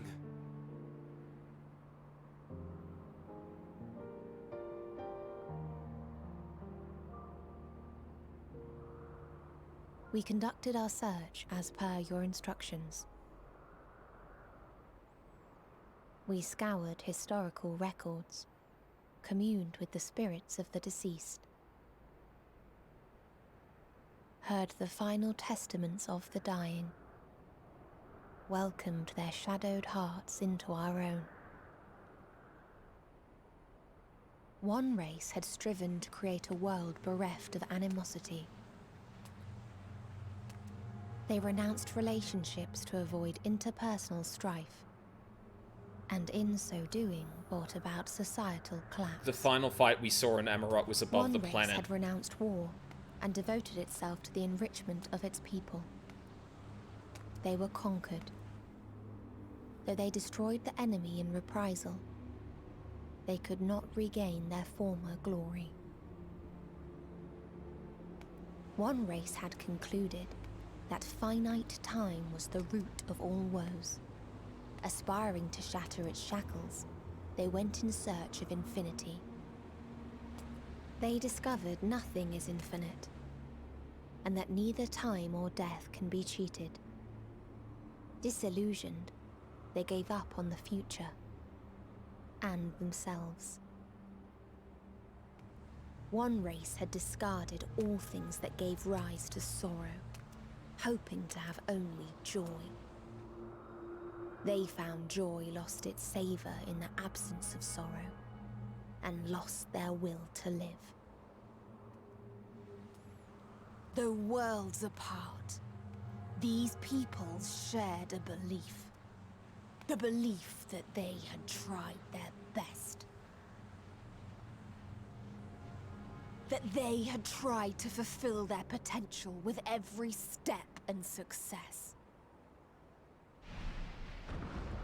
In the course of which, they learned the truth. That they would never be free of fear and sorrow, anger and despair, of loneliness, so long as they yet lived. Even now their souls cry out for oblivion. And to this song of anguish, I lend my voice. We lend our voice. Oh, beloved mankind, shimmering jewels of beautiful Aetheris, rejoice, for we will free you from the cruel yoke of existence. There is no need to struggle in vain, for in nihility awaits salvation. You will know peace and serenity, and it will be beautiful. We will make our nest at the edge of the universe, and there in the dark of dead worlds hoard sorrow and suffering. There we will sing, our chorus ever louder and ever clearer, that our song may reach even this ether-shrouded star. The last bastion of hope. Such is the answer we have found in the stars. Such is the gift we now offer to Aetheris.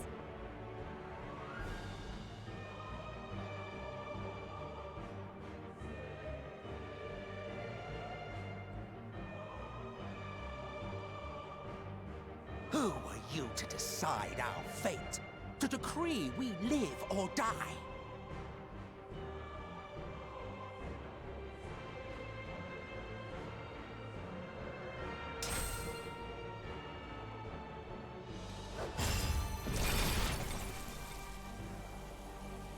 Have you lost your mind?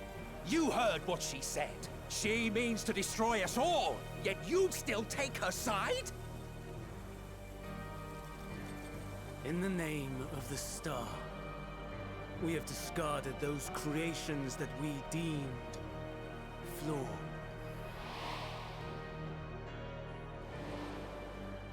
If we ourselves are flawed, does it not stand to reason that we too should be discarded? He That does is have a sophistry, point. and you know it. No. Perhaps it is. Perhaps I am wrong. Who is to say that you are right?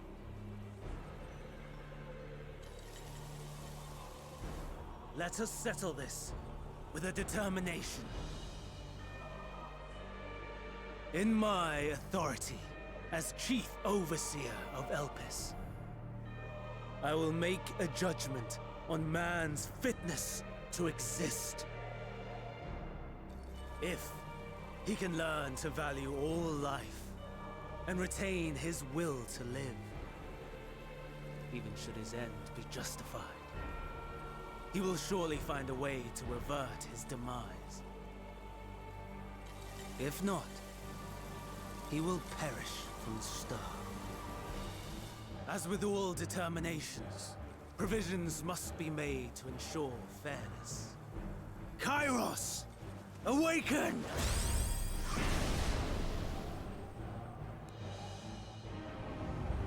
Memory reconfiguration system Kairos activated.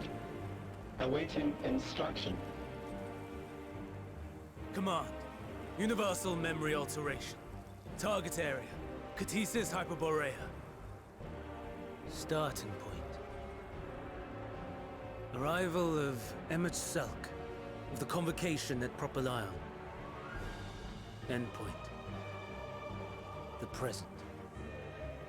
Erase the memories of all events and replace with a vague recollection of the following.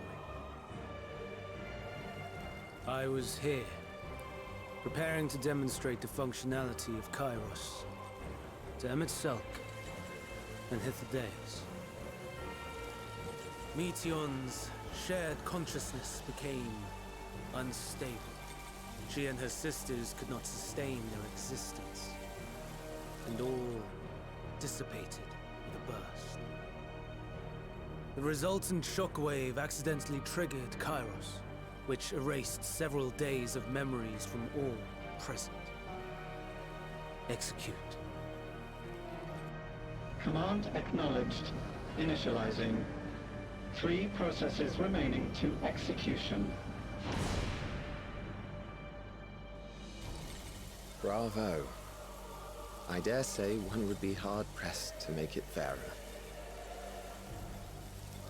Everything that you told us, everything that has happened, the fact we've even met, it will all be gone.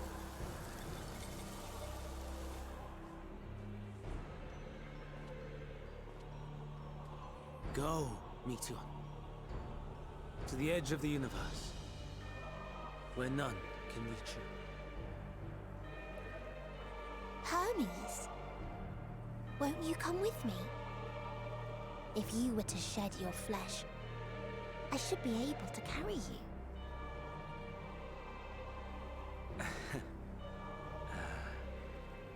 I will remain. As a man, I will oppose the oblivion you bring. Silly fool. Had you said yes, I would have granted you the gentlest end.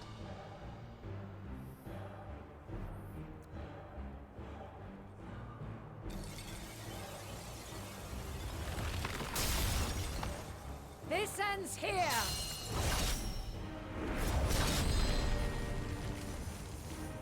Fly, Meteion!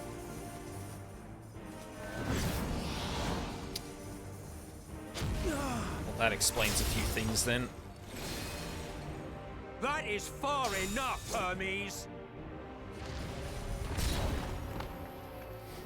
Argos, to me!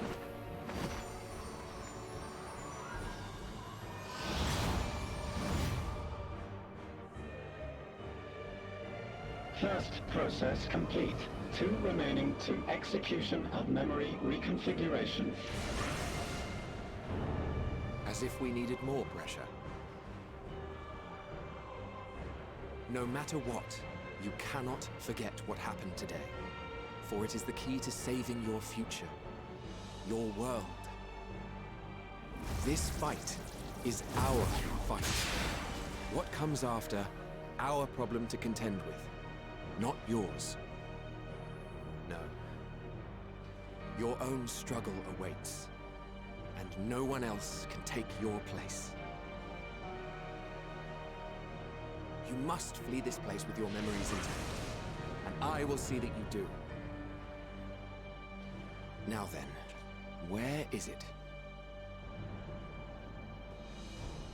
There you are, my little confluence.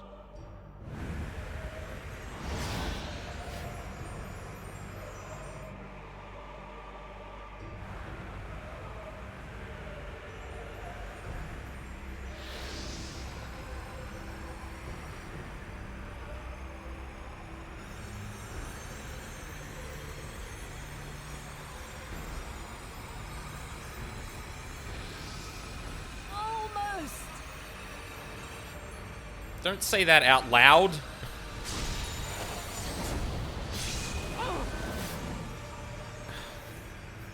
Very well, then. You may elude us this day, but not forever.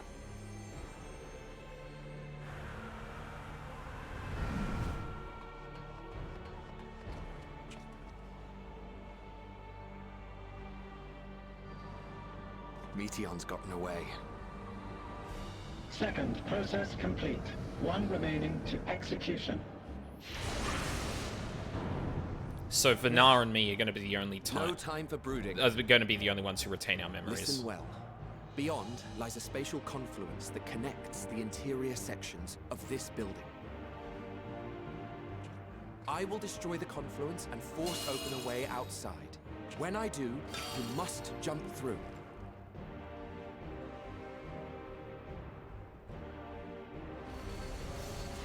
I cannot tell you how sorry I am. But neither can I let you escape!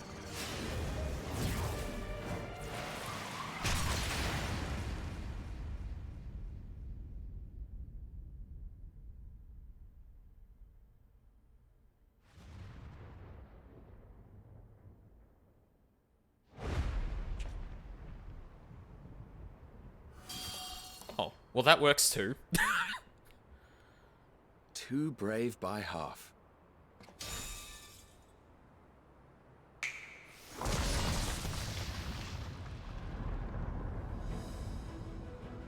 Exemplary work, as always, Emmett Selk. What? But how? I thought the confluence was... over... Over there? Yes. We were rather hoping you would. It was never anywhere but where it is now. The instant those two began making their way towards nothing, 'twas clear the plan was a diversion. I'm quite incapable of destroying a confluence, I must confess. A gambit brazen beyond words. Though we've grown accustomed to reckless improvision due to the antics of an incorrigible associate. Congratulations. In the case of certain present company, incorrigible is an understatement. You played yourself. Honestly, I'm beginning to suspect it's a requirement for every Azen.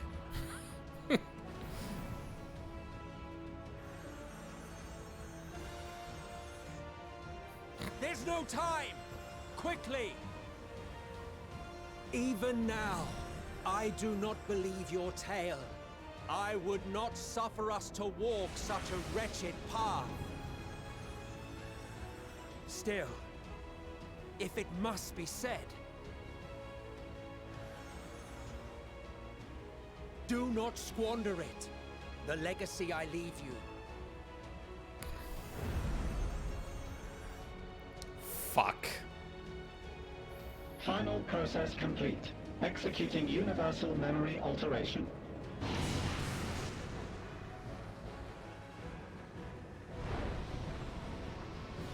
Go, Argos!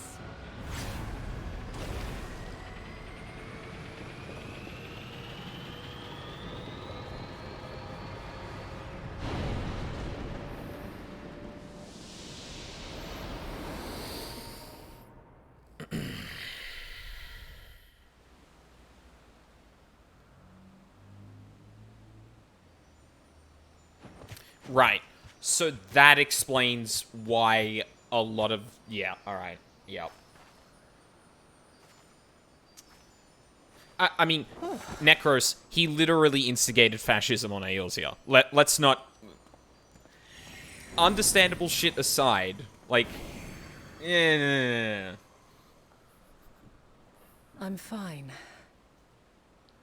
Like... Just a little tired. Listen, I still get choked up about Emmett, but let us still remember that, like, we're talking about villains, for fuck's sake. Well, a tempered Emmett Selk did. I'm gonna be honest, I don't think tempering does that much to the Ascians. I'm gonna be completely honest.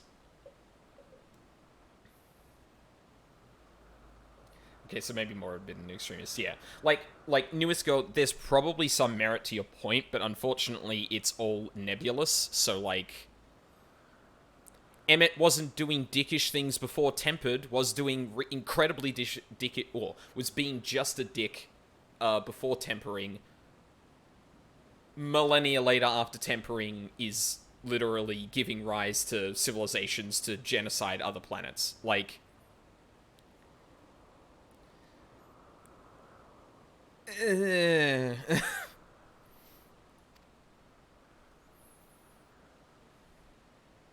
Can it be true?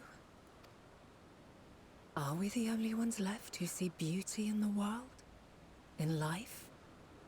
So, okay. So then Meteon is the cause of the final days, then.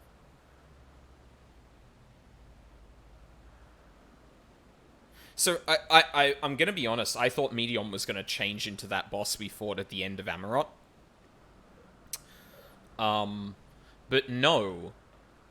Meteon is... It was kind of like what I said before, right? Like, Meteon, the Matia all are projecting this, like, nihilistic, Akasha into the universe. And, Hydaelyn,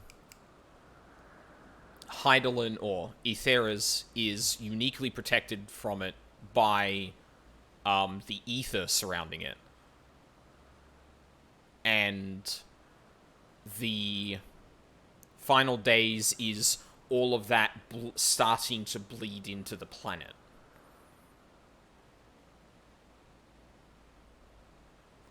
Like, this just nihilistic malevolence literally seeping into the world, such that anyone who falls to that feeling is, like, utterly consumed by it. Yeah, I figured that out, unfortunately, as soon as it was explained that she was capable of manipulating Akasha, that she was going to be the first beast. Oh, yeah, you figured that this was probably going to happen. I didn't think it would happen like that until, until the moment that something was up with the report that was being built. Then I was like, oh, God. Okay, no, this is, yeah. Dynamis. No, I said Akasha deliberately. Just either name for it. I don't care. Like, if I call Hydaelyn the Star Hydaelyn, and you correct me saying, it's actually Aetheris, it's like, they're both named by that, okay? Different people have different names for it. Until the rest of the characters are calling it all Dynamis and not Akasha, then I may alternate depending on the scenario. Like, Ryuzaki, I realize you're probably not being a smartass right now, but, like, it kind of comes off like that. Or, it definitely seemed like one of the comments someone would make if they were being a smartass. Right. So I guess the big question is, does Xenos know about this?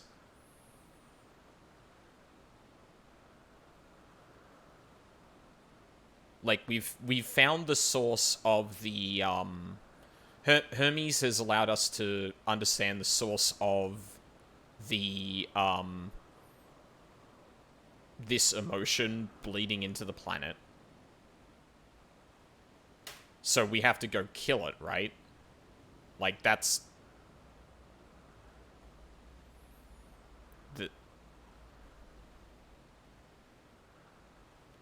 Better question, does he care? Who?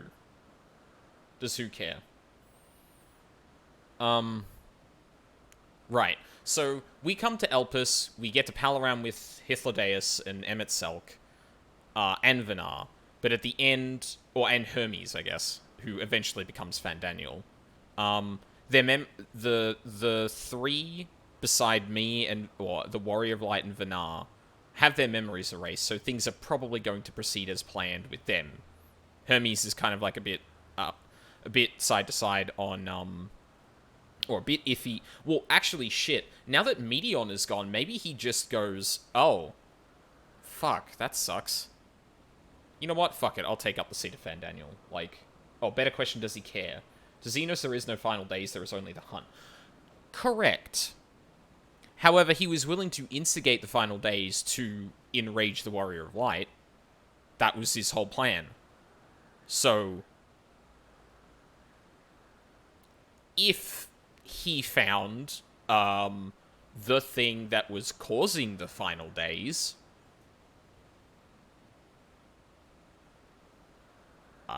I don't think he'd have any issue using that against us to completely enrage us or drive us to despair, to bring out the best in us and have the best fight possible. I was just making a bad joke, not a point. Oh, no. But, like, I was using that as a jumping off point to answer Crimson's, or Necros's question. It's like, does he care? Yeah, he would. If he knew about it and he could weaponize it against us, he absolutely would care. But yeah, so this explains the whole loop. So the only remaining connection to the future that exists is Venar. Which explains that quote at the beginning of the expansion that was like, keeping a promise from an age past. No one else knows that this is the things that are happening, and I would guess that Venar probably set about going, okay, I know the Warrior of Light is going to go off into the future and hopefully solve this, so I'm just going to make sure that everything from this point on happens as was told to me. Zodiac gets summoned, I sacrifice myself for Hydaelyn, we do all the shit to make sure the moon is in place, blah blah blah. Are the stars above no more than husks of fallen civilizations? Yeah, that's definitely fucking horrifying. But the thing is, too, that, like, there's an interesting thing here of, like, maybe there is something even more fundamental, maybe there is an even more fundamental problem that, like, Hydaelyn is supposedly unique. Or, sorry, yeah. No, it is, yeah, it's unique because of the ether around it. But our star is unique because of the ether surrounding it. But Meteon finds the dead planets before they start to collectively broadcast, like, their despair. So, like, maybe planets without that ethereal shield are more susceptible to like, whatever...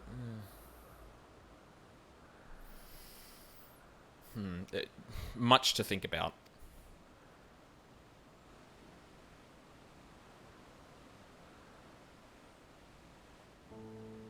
And yet, I feel her. Though she is unimaginably distant, I feel Meteon's presence, and the place where to we must go. Where? Ere she made good her escape, I placed an enchantment upon her, one which allows us to follow her trail. She has already left the outermost bounds of Aetheris, and continues on her way. Given the vastness of the universe, it will still be no easy feat to track her down. You're almost there, Crimson Necros. I believe in you. But thanks to Emmet Selk and Hythlodaeus, all is not lost. We remember. So long as we remember, our fates remain ours to shape.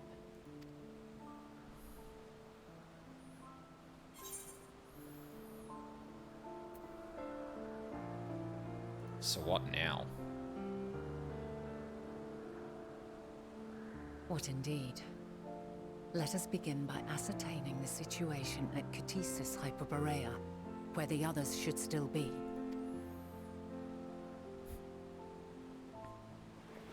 Oh, we were just discussing how Hermes is going to take up the seat of Fandaniel. Given the likely state of their memories, Oh. however, it would be imprudent for us to approach them directly. In which case... Oh, good. Well, they sure do be playing that a lot. I am sorry, my friend. I've asked much of you this day. But may I trouble you one last time?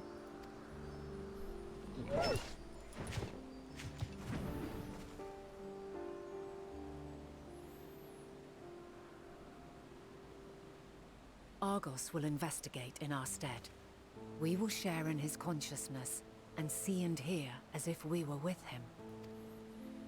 Now, close your eyes and open your mind.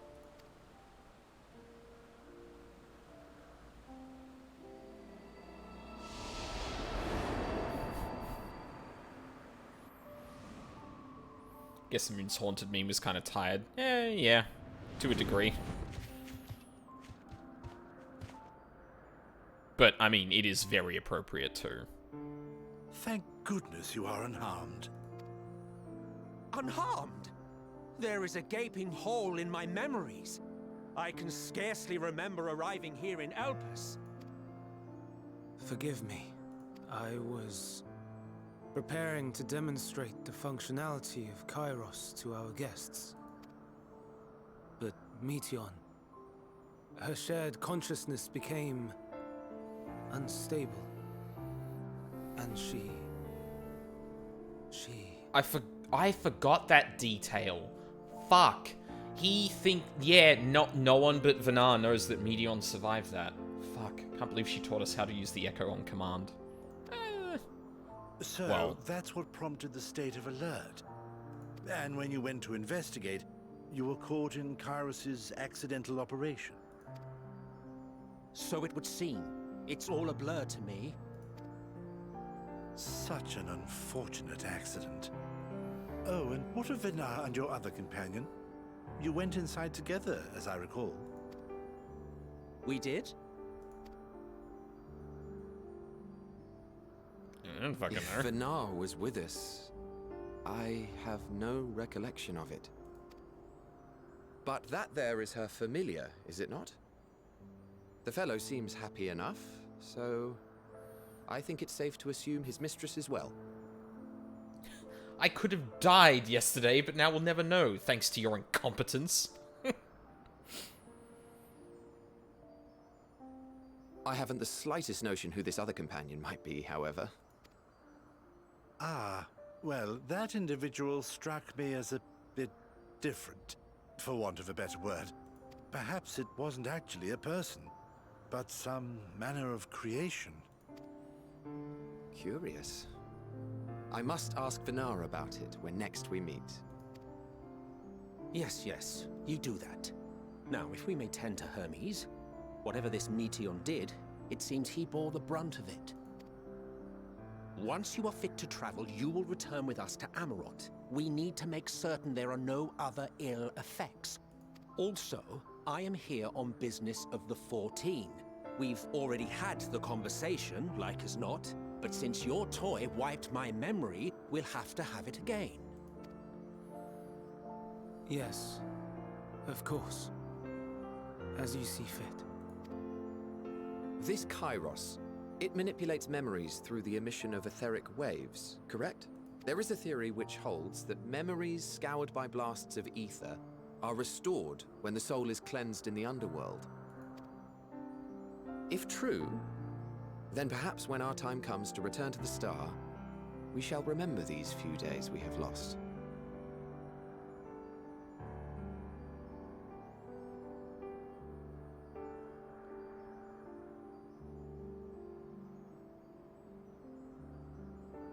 Do you reckon that's why Emmett had the reaction he did to him dying?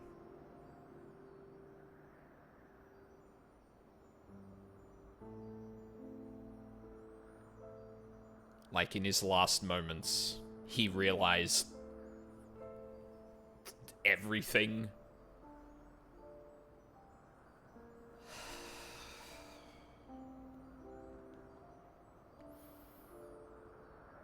God, I need to go back and watch, like, Fandaniel's death again to see if there's any trace of that realization. Elpis just makes Shadowbringers hit so much harder. Yeah, it sure fucking has. I doubt aught of interest occurred. Look forward to the revelation if you like, but I should prefer to reminisce on more meaningful moments.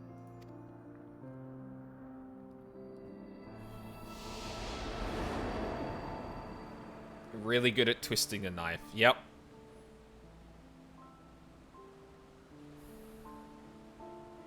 Let us rest. If only for a while. After all, you and I... Oh, we still have a long, long way to go. You sure do.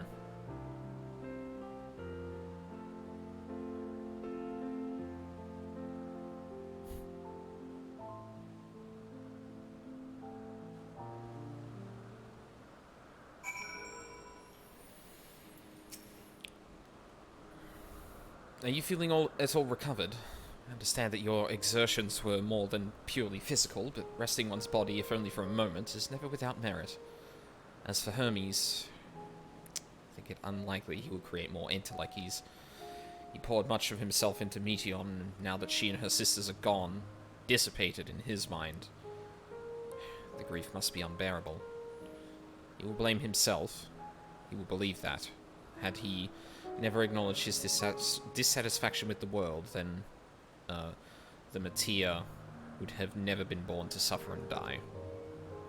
The offer to join the 14 will be a welcome distraction, and one day hence, he will face the advent of the final days in the role of Van Daniel. I can fly now!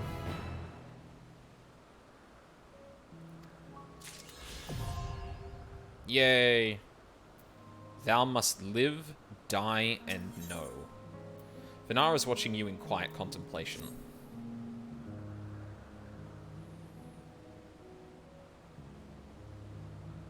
One of the NPCs said I was half beast because I'm a cat girl. Oh, ugh, yeah, that'll do it.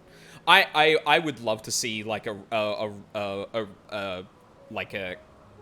clip vid of like nothing but like Hythlodaeus and Emmett Selk's reactions to the Warrior of Light being created, I guess, or being given form.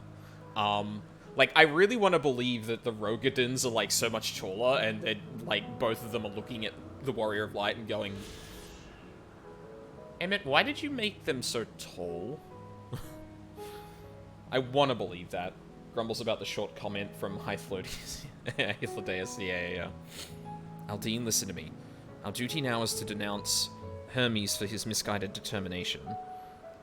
It is not to denounce Hermes for his misguided determination, or to convince Emmett Selk and Hythlodaeus that they have been deceived.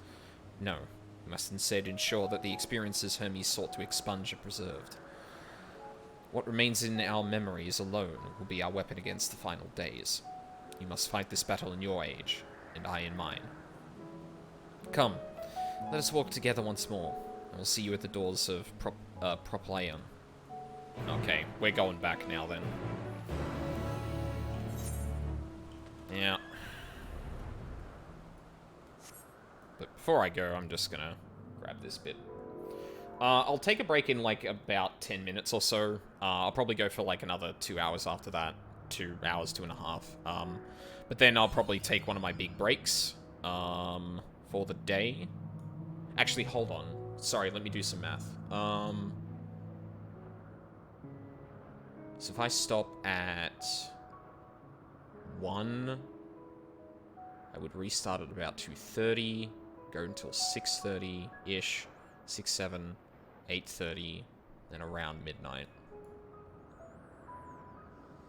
Unless I want to do that in like 2 big sessions instead, but I probably want to eat in between. Or have the option at least. And to have another walk.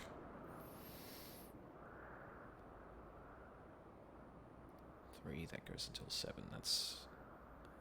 but 8:30 is a bit late into it.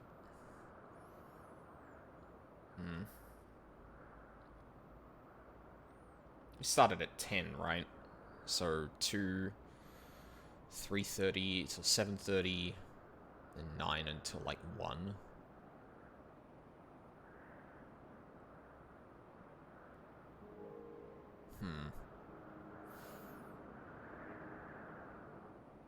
Maybe I'll take a shorter break in between the second session and just make that super long.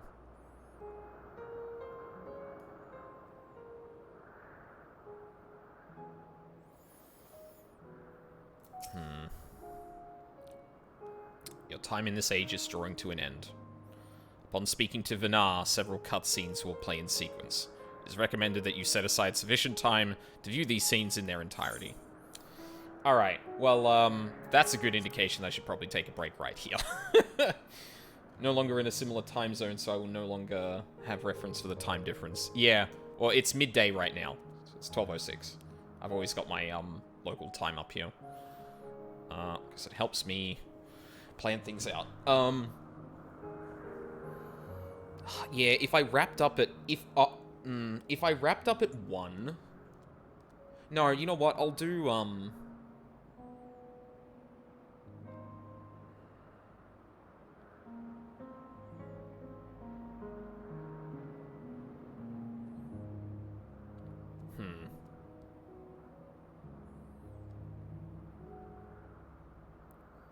Oh god, I'm actually really torn on what I should be doing, what I should do here. The trauma warning, yeah, really. So I started around 10. If I go to 1, it's 2:30. Wrap up at 6:30, go to 8, and then, yeah. Or I could push through until, like, 3 o'clock, take a break then, come back at, like, 4:35. And then go for, like, 6 hours or so after that, and then, like, take the rest of the night off.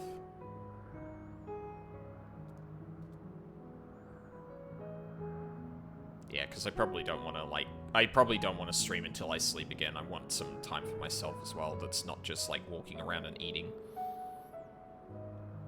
Okay, I think what I'm going to do is break this into 2 then. So I'll probably go... This session will probably go for another... Yeah, 2.5 hours, so that'll be around 2:30. I'll go break for lunch, and then we'll do another big session after that. We'll see how that goes. You always see how you're feeling at 1 and make the call then. Yeah, but I wanna at least, like, prep myself, because I need to think about breaks in between, right? So, like, I want to take a break now if I'm going to do a long session now. But if I was going to push through until 1, then, like, I wouldn't want to take a break, you know? That's the problem. Maybe I'll just push through until 1 and then see how I go and either take a break or take the long break. Yeah, actually, that's probably a better idea. Alright, I guess we're strapped in for cutscenes then. Can't wait to go back to the source and be like, okay, guys. So I went back in time, and Graha Tia immediately, like, choke coughs. So, it is within. The portal that brought you hither, and will take you home.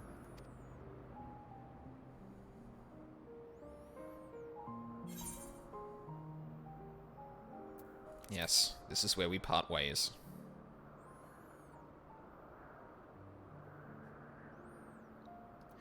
May you Yeah. and yours emerge triumphant. Actually, do I still have... Yes.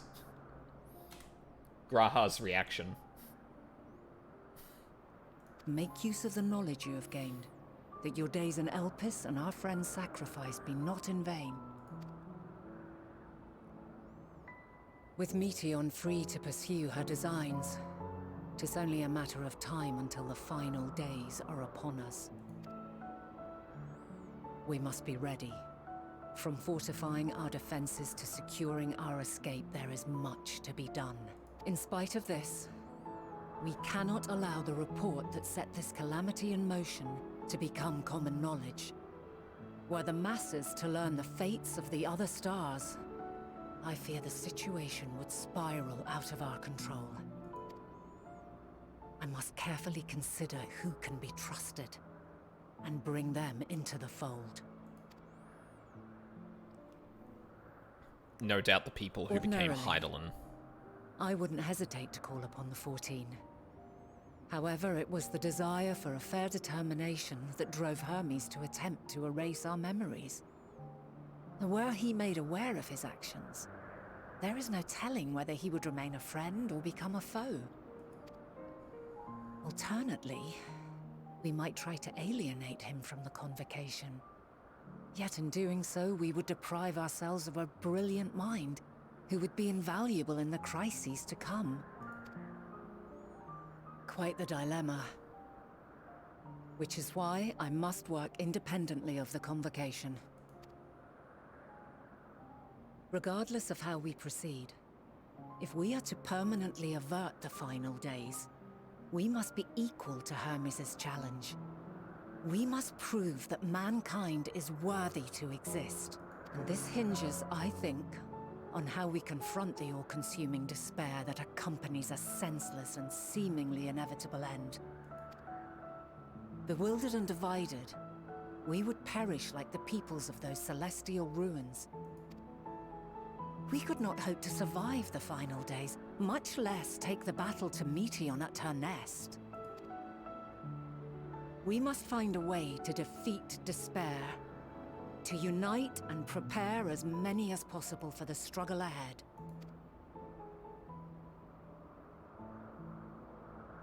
Heavy will weigh the burden of guiding this legion of souls. Yet I have faith in mankind's potential. As long as he believes in himself, there is naught he cannot achieve. So I will not give up on him. On us. You may find your world to be very different. Or perhaps the erasure of our friends' memories has sown the seeds of a conjunction between us. We cannot know until the moment is at hand. So shall I strive to do my best, taking naught for granted as I walk my path. And I pray you walk with me to the end. As you move forward, so too will I, as will all, resolved to fight for the morrow. And when mankind has found the strength to stand against despair, we shall silence the song of oblivion. She who sings it will learn our journey is far from over. This I promise.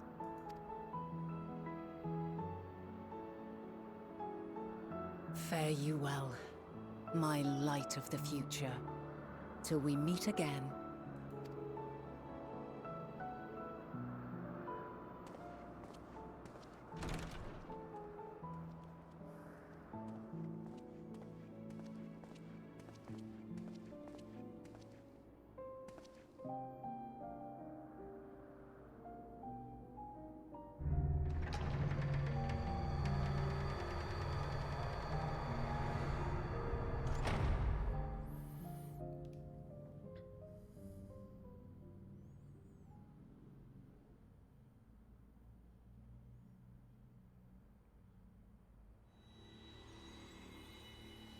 We...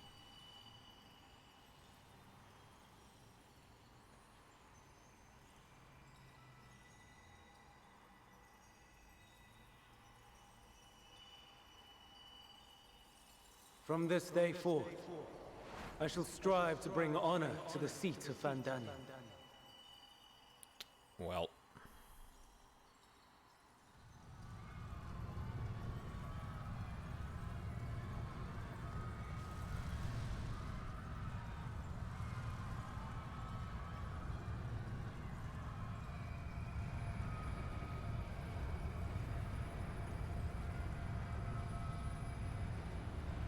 Oh god, are we gonna see events from them as we follow through this?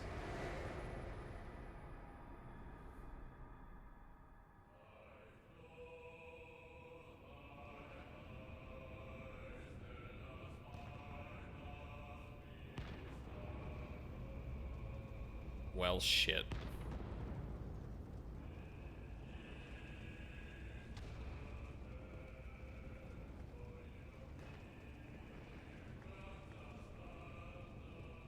Even now, I remember standing there, locked in a moment where the sky is aflame.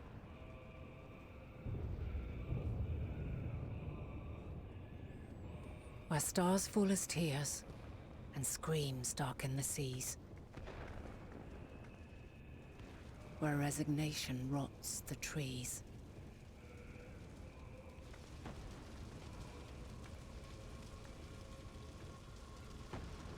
Where terror twists magics into abominations. Such is the lament of they who have gone before. The song of they who tried and failed to create a better world.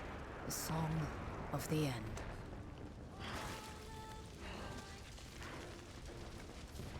Vanar, what the fuck? You were standing right there. That which hides at the edge of the universe is no longer Hope's creation.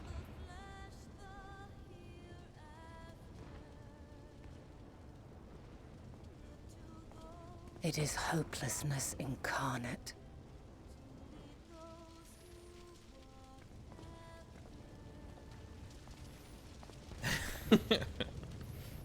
That day, mankind saw half of its number sacrificed to bring forth Zodiark.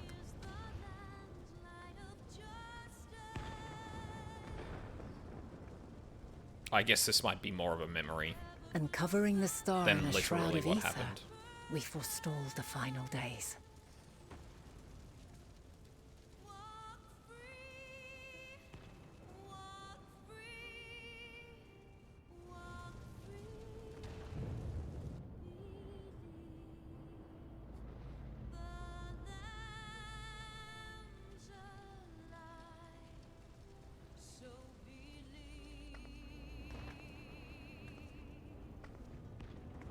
Yet the cries echoed still.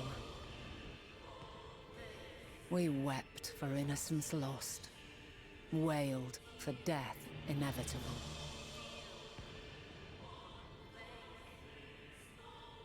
A reality too terrible to bear.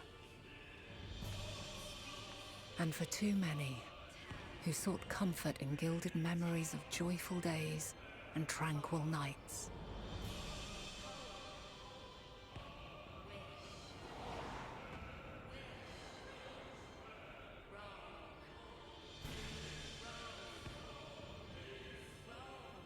This is all wrong! Why must we suffer so? It needn't be like this. No. There must be a way to restore things to the way they were. To reclaim the perfect paradise we once had. No, my friends. Suffering exists, and we cannot pretend otherwise. No civilization, however great, could eliminate it. If we would live, we must accept it as our constant companion. Let us not seek to forget this tragedy. Let us carry it in our hearts, that we may grow stronger and know true happiness. We can't accept it! We won't accept it! It will be ours again! A world free of sorrow! No, it will not. For there has ever been sorrow. Mankind was but spared its biting sting for a time. So please, open your eyes. To try and reclaim those lives we lost by sacrificing yet more isn't wisdom. It is weakness. No paradise is without its shadows.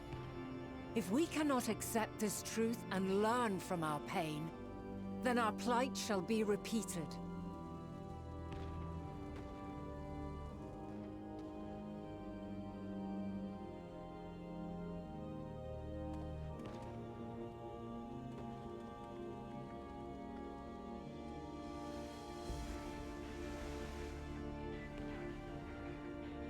O mighty Zodiark! God, born of our boundless faith, we bid you, hear our prayer. Accept this offering of lives, and deliver unto us the lives we once had.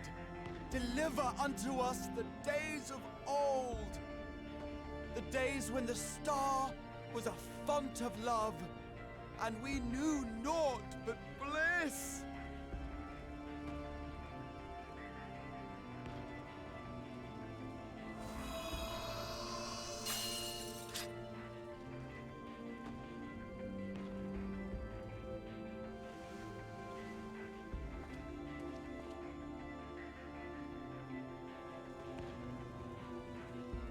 You would destroy it? Our beautiful world?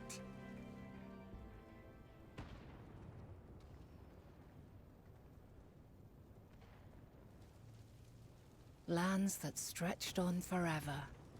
Skies one could drown in. The heartbeat of nature, silent yet strong. And amidst it all, a people. Beacons of light and life. Laughter that warmed my heart like naught else before. They are my meaning and my purpose. My love. In spite of, or perhaps because of this, I choose to believe in mankind's potential, in his ability to find a way forward. So let there be no way back. From that temptation, I sunder us. No more shall man have wings to bear him to paradise. Henceforth, he shall walk.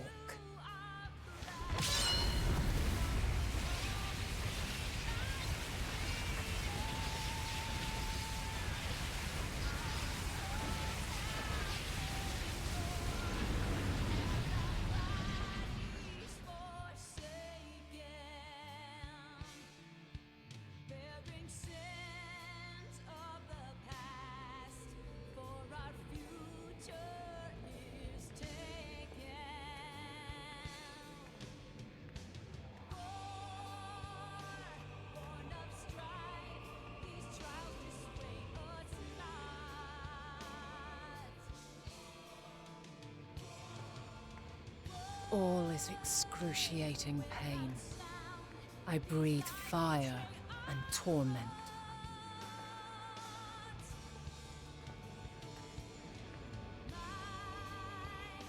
I birth a world of suffering to mire and plague.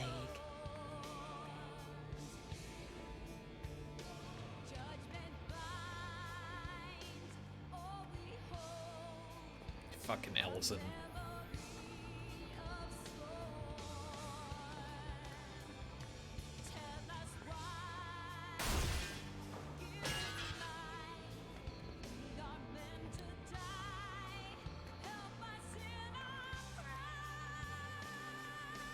In one fleeting moment, lives come and go, ever moving towards the unknown. And in that fleeting moment, they cry for the answer to the question.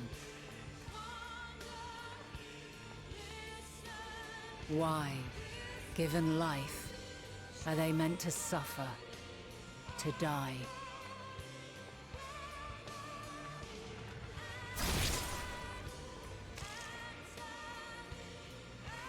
As fragmented, imperfect beings, yours is a never-ending quest.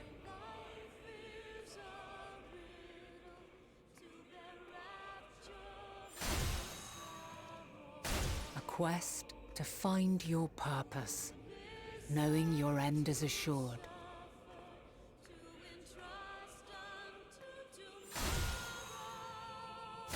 To find the strength to continue when all strength has left you. To find joy, even as darkness descends. And amidst deepest despair, light everlasting.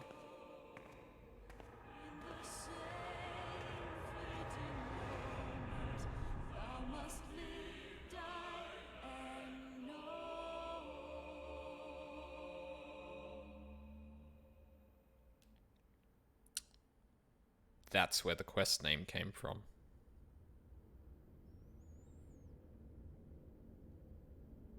That was a weird dream. Has begun to form, an intertwining of your time and mine.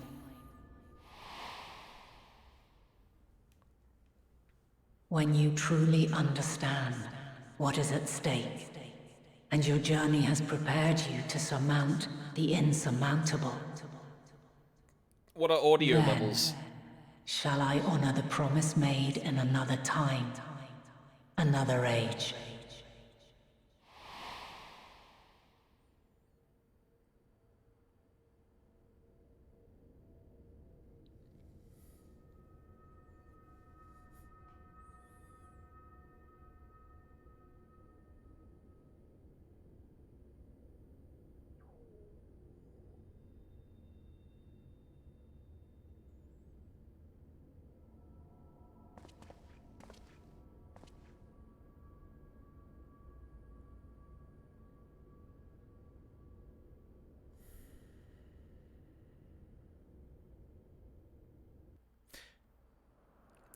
And the Warrior of Light thinks to himself, it's fine.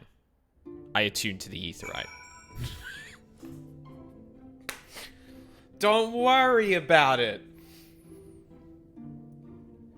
Yeah, the ending to that is depressing. But yeah. Ultimately, we knew that was gonna happen.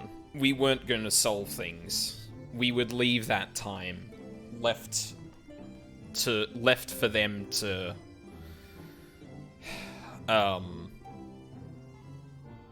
continue on knowing that the end was coming. Forget about it. Time schmime. I can just follow my ether current back the way I came. Wait, what do you mean I'm gonna have that vision every single time? Oh god.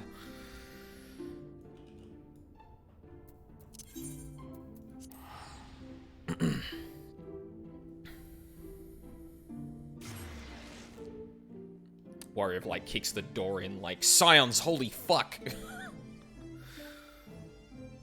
Incoming fanfictions about fixing everything in Elpis. Oh, yeah. Oh, 100%.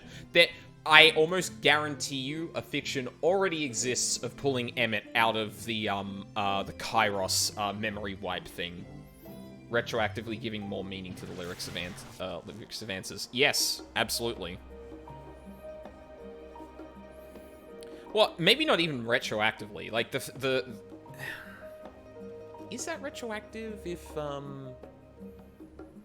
don't know, like... Broad application of a thing doesn't, like... Oh, no, I guess that would be retroactive in that case, but... Wibbly-wobbly, timey-wimey stuff. Yeah, don't worry about that. That's nothing. It's fine.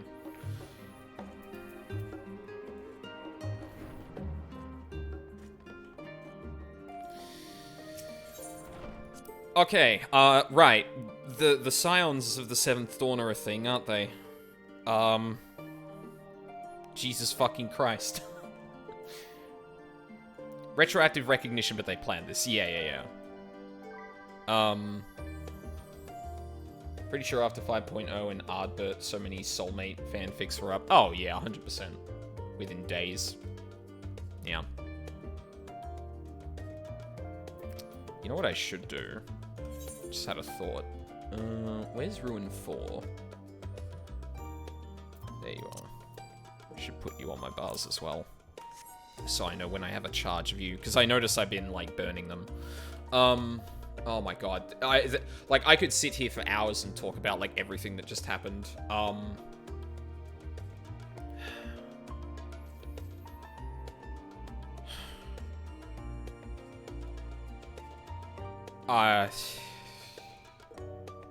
Yeah, fuck.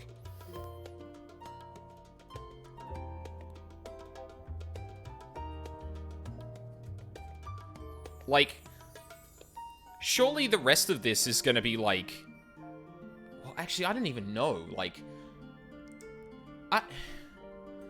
See, okay, now I'm of two minds of that vision about the planet rotting. Because, like, it could be that Hydaelyn is finally like, oh my god, the Warrior of Light can now be sent back in time, blah blah blah, to complete the cycle. However... maybe Hydaelyn is starting to succumb to that influence?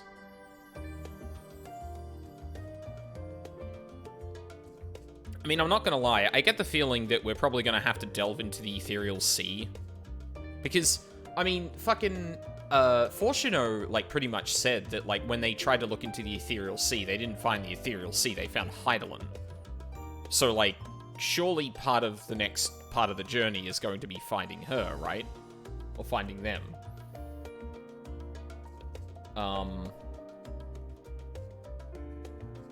Because we'll probably go through the, like, serious research and stuff that, like, is deep within Labyrinthos, which is an 88 area, if I recall correctly. Yeah, I just want to play more. I just want to play more. Aldine, impeccable timing as always. I'd heard you were off in the first, as part of our efforts to investigate the final days. Well, as so often seems to be the case, while you're away, we've had some few developments, which we can just discuss in a moment. For now, however, I cannot tell you how wonderful it is to have you back. As the heavens burn. Though you and Kryl both have news to share, hers is perhaps the more urgent. Chondrite. Interesting. Yeah, just the other half of Labyrinthos and the final area remain. Yeah. Which must be, like... I don't know. At this point, I'm guessing it's probably, like, literally inside the planet. Like, Zodiac was in the moon. Hydaelyn might just be within the star. So, have you learned aught about... learned aught more of the final days? Alright, we're gonna have to sit down for this. Then the journey was well worth the risk. No doubt your newfound knowledge will be of great boon to us all. Unfortunately, during your time on the First, events here have taken a turn for the worse. The Scions are running themselves ragged trying to contain the spread of blasphemies, but it's a losing battle. To try and ascertain the where and why of it, Aldazay and Alphino have been traveling all over. Of all the regions they've visited, Locus Amoenus is one of the worst... Amoenus? Amoenus is one of the worst affected. Thancred, Asinian, and Graha took a detachment of allied soldiers there to offer aid and succor to those in need. But the province is vast. They only managed to visit a handful of coastal villages. It was an accomplishment worth celebrating still, but a drop in the bucket at best.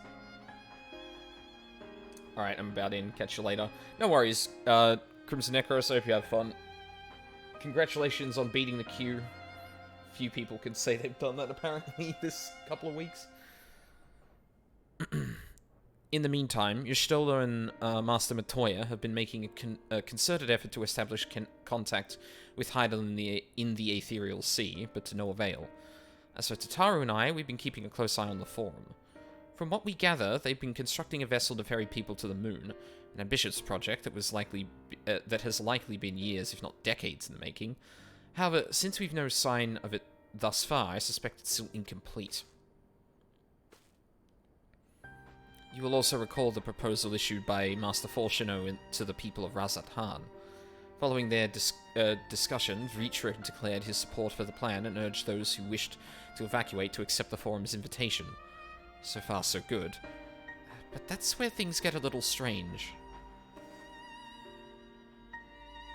Apparently the Forum caught wind of the lunar teleporter to the Tower of Babel, and decided to use it to deliver people to the moon instead of their mysterious ship.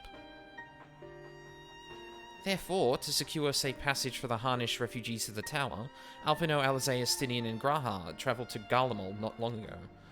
Trouble is, the capital was hardly the safest place to begin with, and now... the final days have come to Garlemald. Oh, shit. Shortly after our friends arrived, they were sent to rendezvous with Master Fortuno. Then panic broke out, and our communications were severed.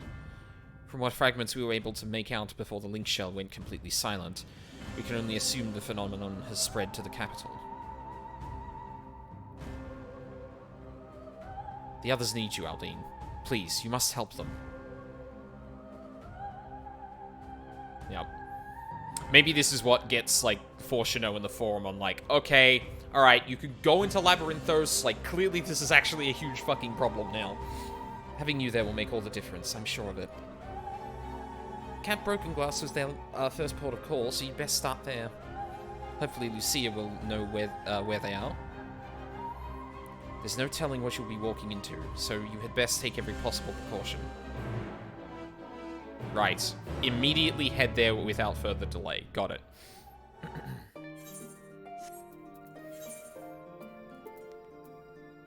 Wait, did that say Sea of Stars? Oh yeah, it did.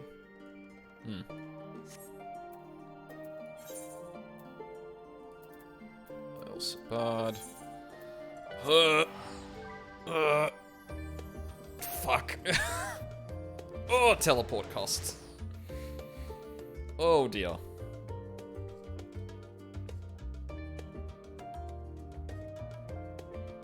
Make sure you don't tell us what you learned, by the way. Well, I mean, to be fair, it's...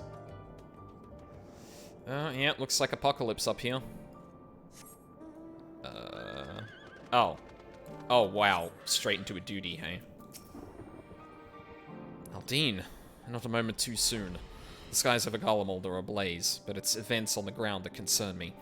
As you will have heard, your fellow Scions arrived ahead of you. We cut the customary greeting short after we received word from our troops on the Magna Glacius that the Forum's airship had landed. It was then that the heavens began to burn. I dispatched your friends at once to ensure the refugees came to no harm. I would have you join them immediately. Additional support is en route, but we will discuss them later. I trust you are ready to depart. Several cutscenes will play in sequences. Oh shit. In addition, you will be required to participate in battle. Your progress will be saved at certain points. In the event that you are defeated, you will be able to try again from the most recent of these. Please note that if you enter battles associated with other quests or log out from the game, this progress will be lost.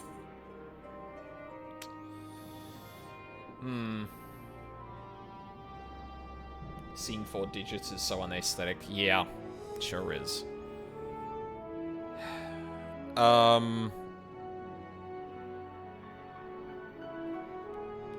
Let me look at something real quick.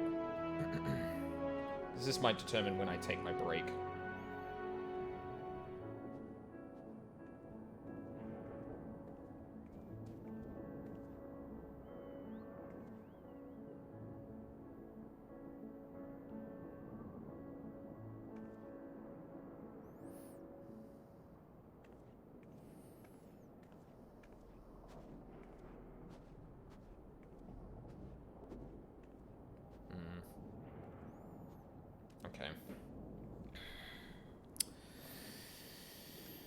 If I remember correctly, I'd say this takes about 30 minutes.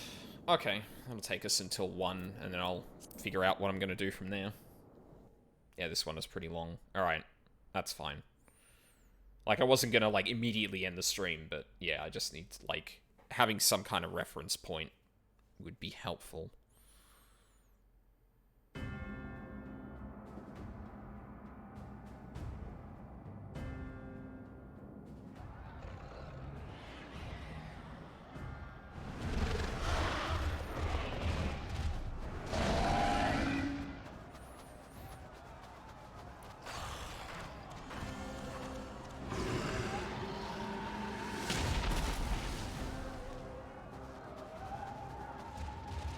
No. No. No. We were promised an escape. Not the same you we fled.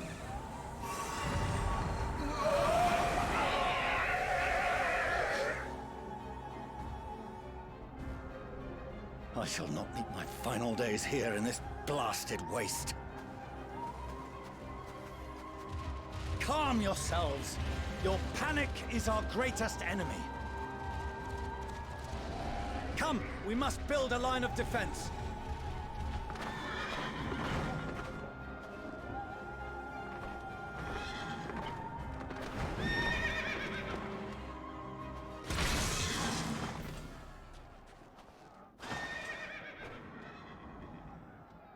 How? Leave the fighting to us, Father. You must lead the people to safety. Oh, shit.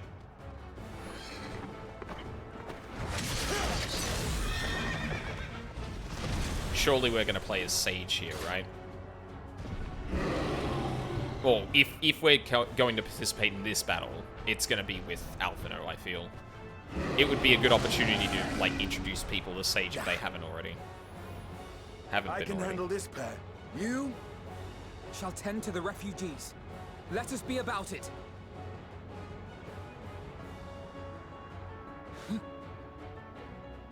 As you wish, my little lord.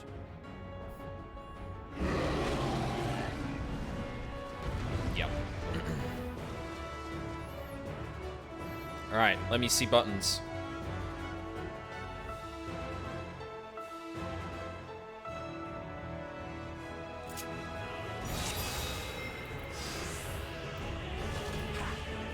Our commander beats attention. See to the wound. Nearby, magical barrier. Restores target's HP. Help is at hand.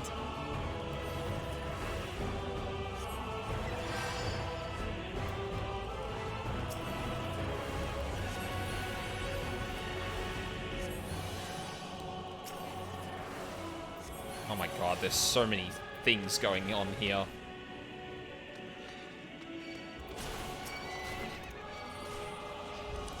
Leave it to me.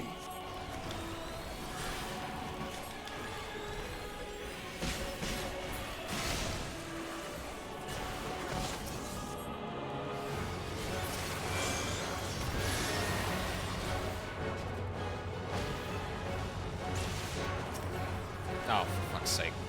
God, can I change these around? I can't. Fuck. God, this is terrible.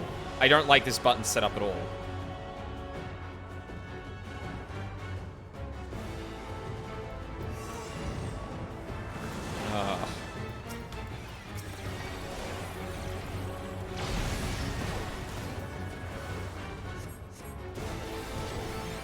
Those who can stand, come with me.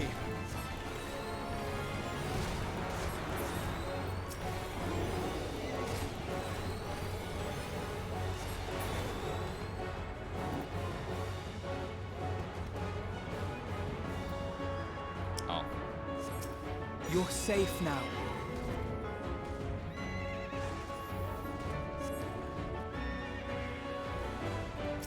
Easy now. Deep breaths.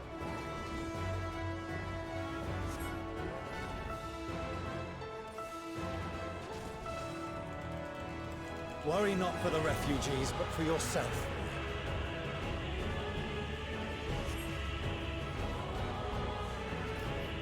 Sorry, Father, but I've been restricted to this circle and this circle only.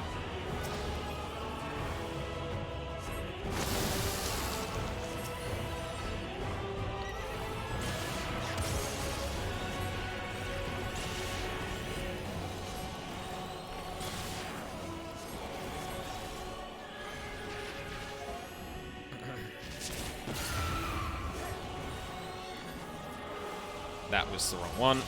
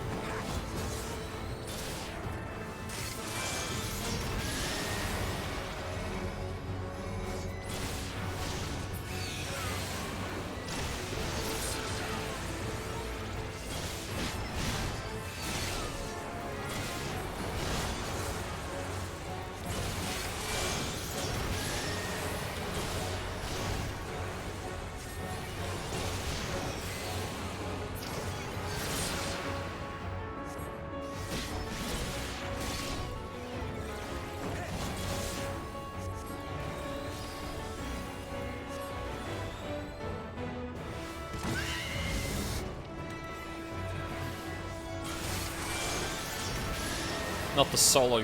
yeah, not the solo duty heal check. Oh, fuck.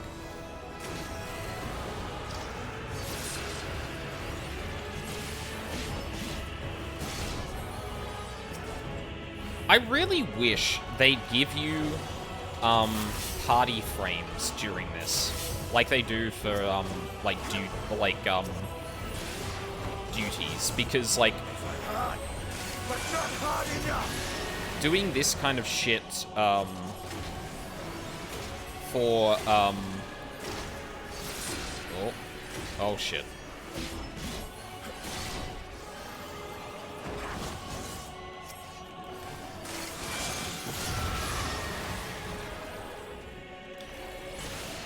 Yeah, doing this on controller was a bit crusty. Yeah, like,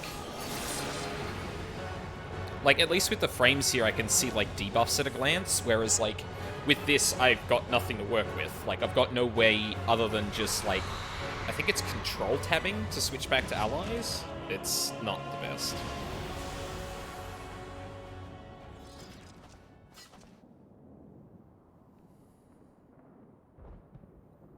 Like, if you're doing a DPS, it doesn't fucking matter, but... Help! Someone, please! What? More.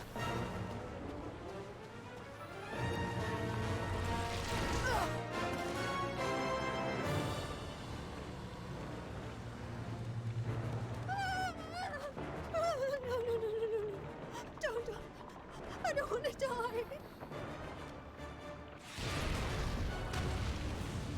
Forward! Let not a single fiend escape! Oh, shit. Euless is alive? Oh my god, I thought he was Wait, one... that's I thought he was 100% a blasphemy by now. Euless and the army. So, you've recovered then?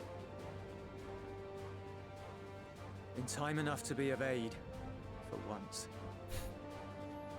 What? We can speak of it more later. For now, we must fight!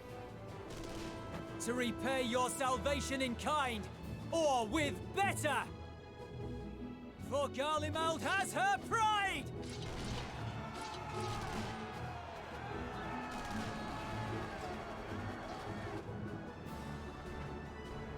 And they all died. Of that I've no doubt. We could just rearrange the bar and fix most of my complaints. Yeah. But the roleplay battle interface could use some major work. It definitely could.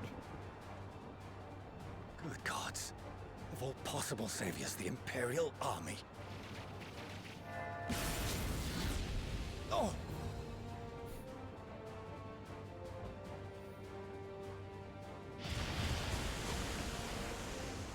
I had hoped to take all of them down at once. Fuck, I misplaced the LB.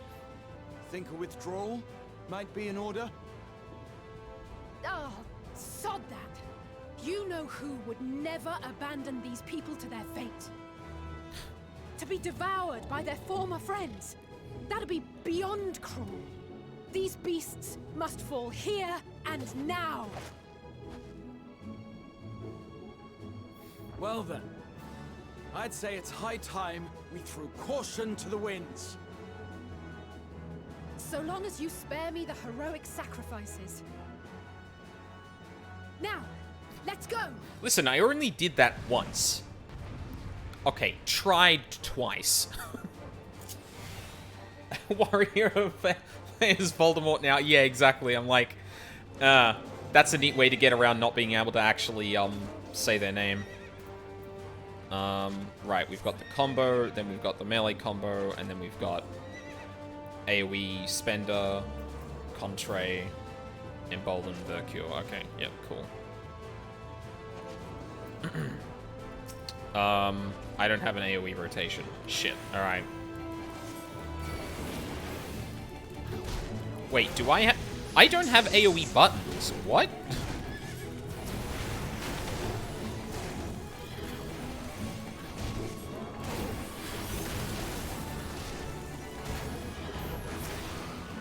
Oh, unless I can just... Oh, unless I can just do that.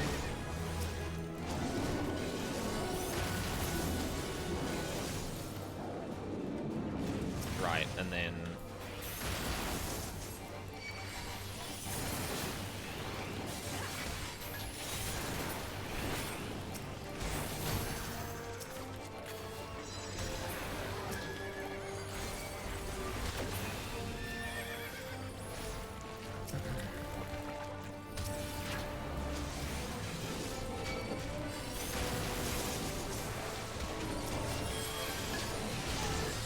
yellow button is AoE rotation.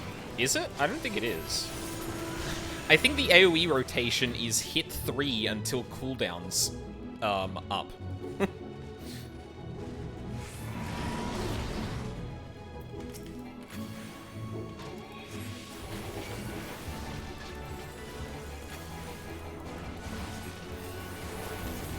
Yeah, because this eventually goes into the flare. Because this is just the single target spender rotation, right?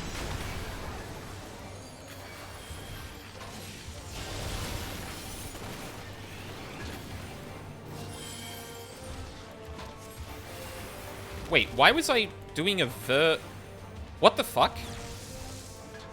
Why am I doing Raw the Thunders? Fucking excuse me? Oh, sorry, no, I'm thinking of the other thing.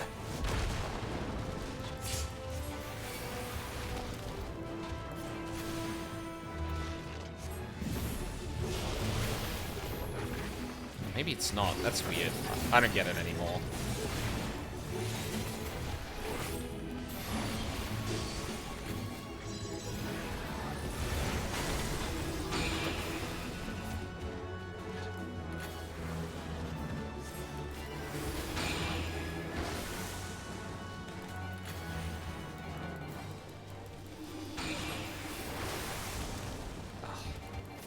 Graha, motherfucker.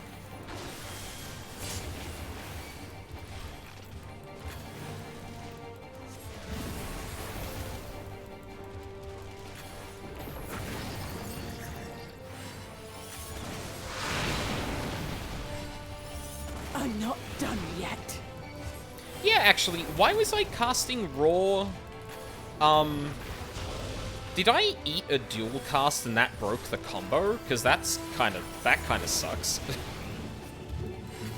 Oh no, I know why. It's because it's because I dual casted something. Oh my god, why would that even work like that? What the fuck? The air crackles with energy. Find cover!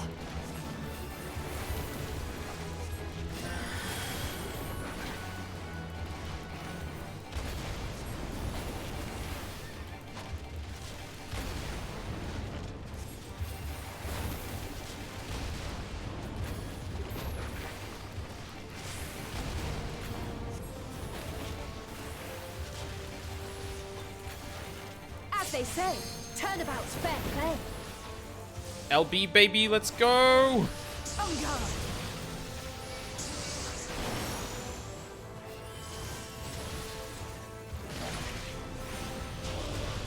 Oh shit, is that a different is that a different LB?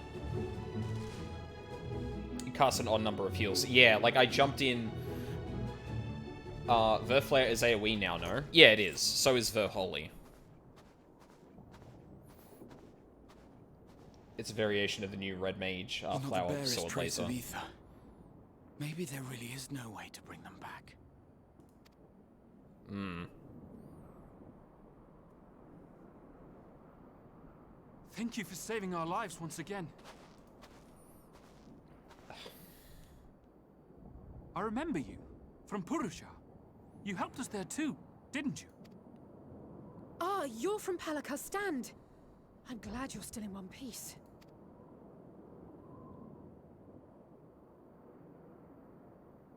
Or you will be, once I see to that injury of yours. Fortuner.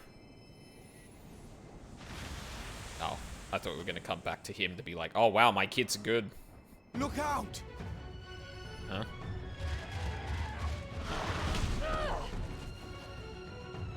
Oh, trailer things are happening.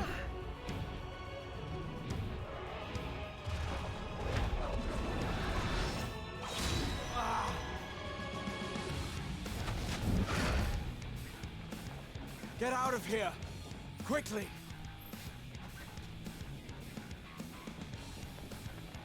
I won't lose them! Not a one! This will be a brighter future! I won't let a madman's apocalypse ruin everything we've fought to achieve!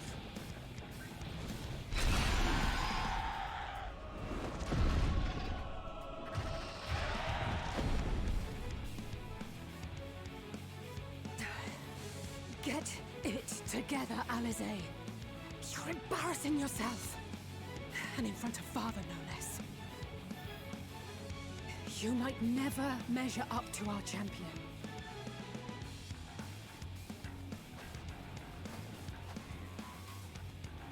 But we ask too much of him as it is. You mustn't let Eorzea's hero fight alone. Hello, friends. I made it.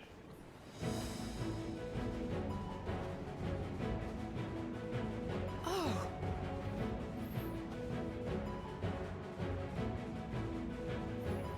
I promise I'm not Xenos this time.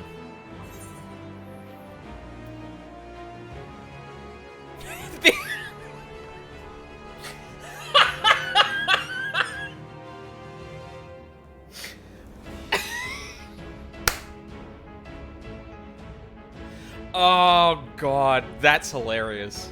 I'm back.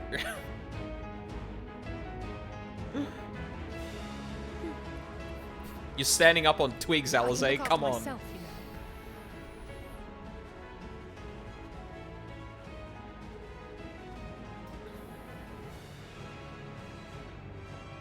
Everything's in order? I trust? No! Graha, look at the sky! No, it's not! I've had enough of this rabble! Come on! Whoa, camera.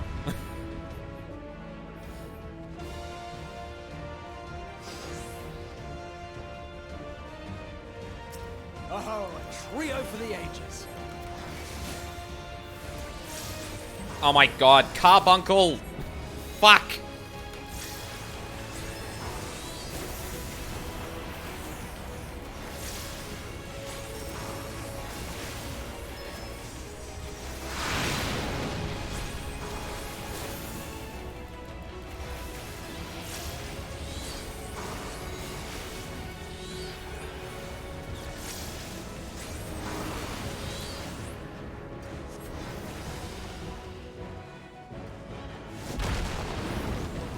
Oh, I didn't. No. I wasn't close enough. Damn it.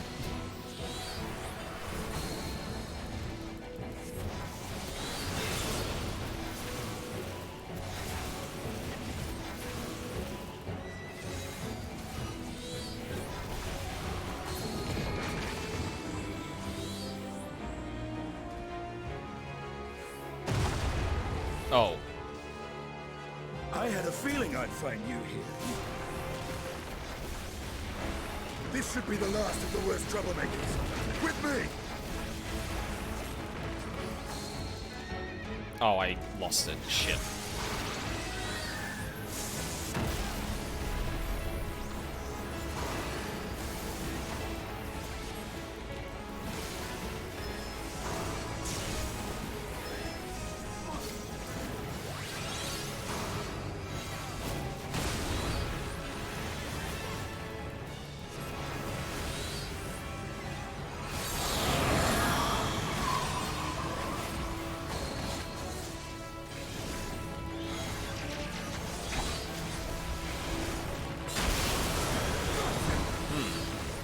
It's a variation of Luna Bahamut's thing.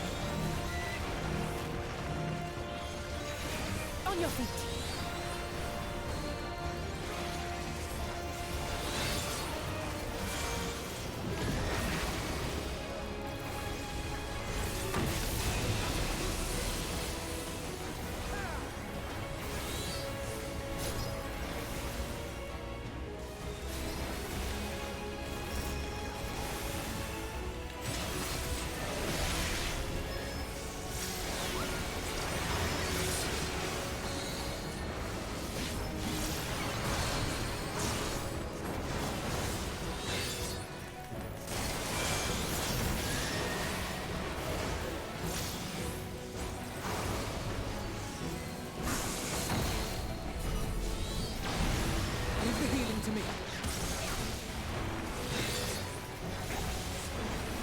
I mean, it would be helpful if you actually healed them, Alphino.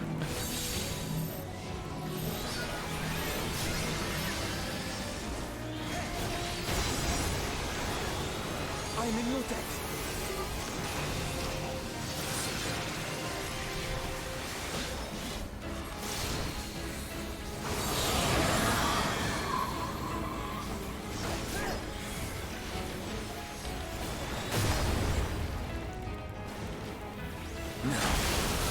Where were we?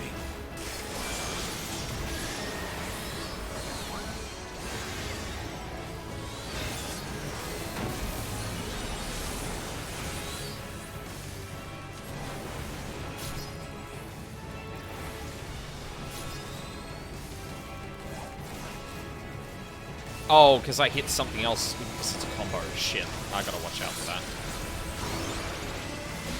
If I'm gonna leap in, I need to follow it up with the melee.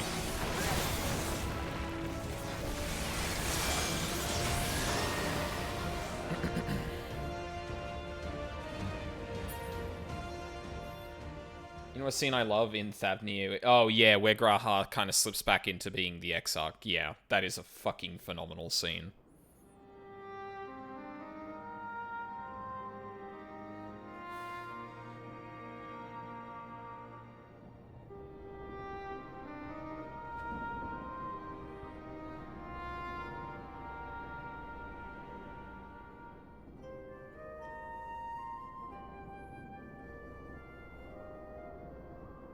You must board without delay. The ship will depart ere long.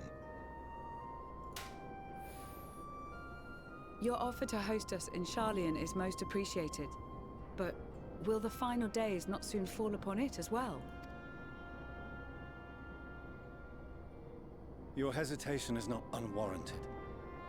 The satrap entrusted me with your lives, yet I have failed your comrades. Nor are you wrong to fear that this corruption will continue to spread. I cannot promise you complete safety, even in my homeland.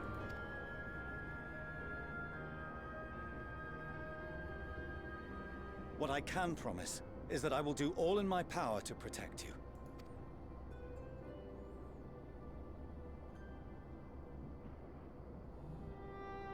Kind of feels like you're not doing much, Power given... is not inconsiderable. Even now, my countrymen are preparing the vessel that will deliver us to a sanctuary on the moon. Join us on our journey there, and beyond, to new horizons. Come to old Sharlayan.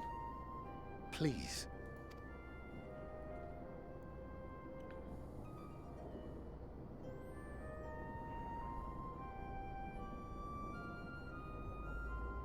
We would be fools to refuse such a generous offer made in earnest.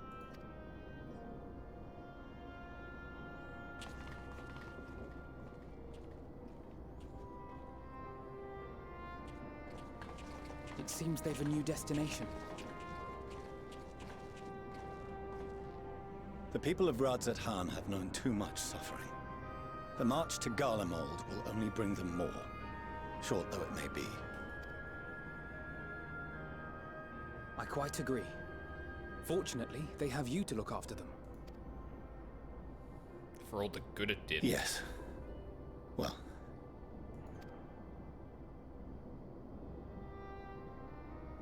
Behind you! Just there!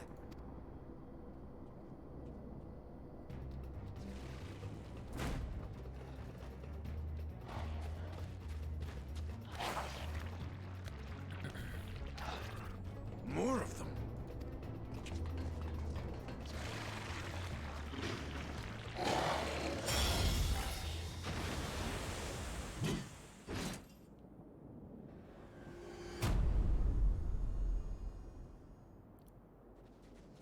Hi. Xenos! Here!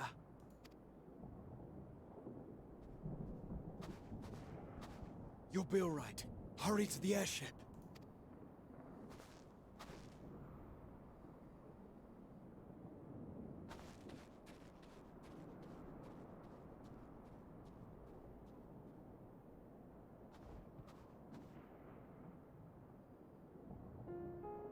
Why have you come? A heretofore unseen beast. 'Twas ripe for the slaying. Poor sport, alas. Unfit to temper my blade. Oh, for the love of... You cannot still be on about a rematch. That is, and has ever been, my sole concern.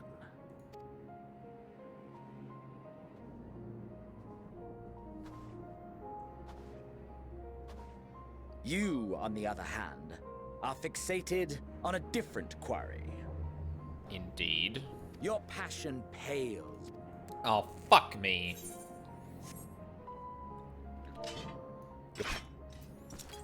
Your passion fails before mine, yet neither hate nor despair seems sufficient to recapture your misdirected bloodlust.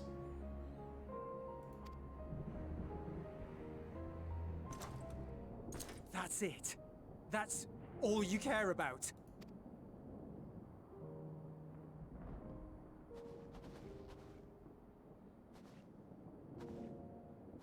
Garlemald is in ruins. Our homeland, the nation you rule, is as good as gone. Along with so many of its people. Not just soldiers like us. Not only those who fought and killed for power and duty. Innocent civilians. Oh, you are barking up the wrong tree, lad. By their own flesh and blood. Lost and confused as they breathed their last. While we who survived with our lives and minds intact were left to freeze to death. The Eorzeans tell me all this was your doing. You slaughtered your countrymen. You did! For what? For nothing, in the end. So much wasted effort. You bastard! For your own sake, Eulas, you must control your anger. It will serve no one should it consume you and see you transformed.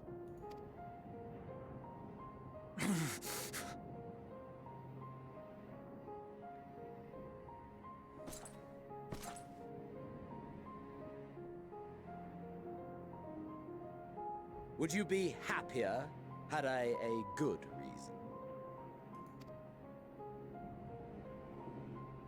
What? If my motives met with your approval, would you no longer resent the outcome?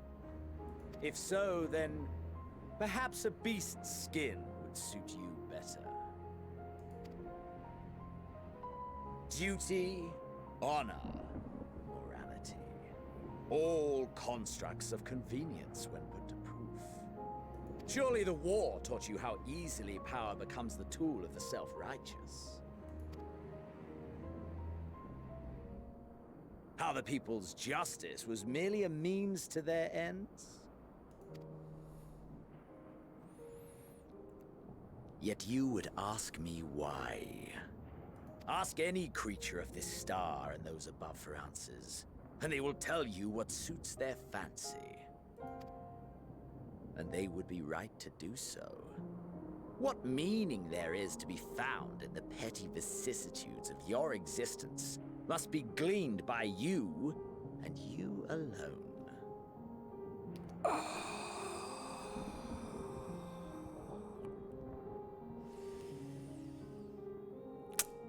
Yeah, he's kinda right.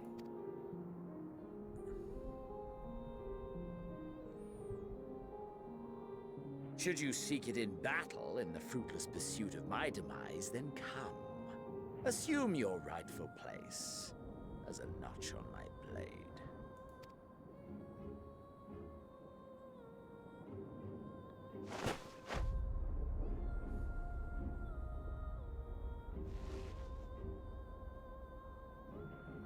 You are a blight on the Garlean race, and there would be no more satisfying way to expunge it than by beating you to death.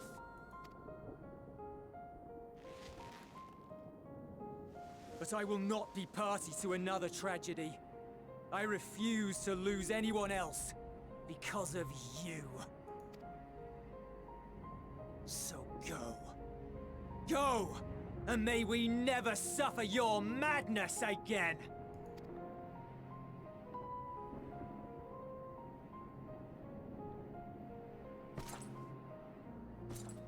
Xenos!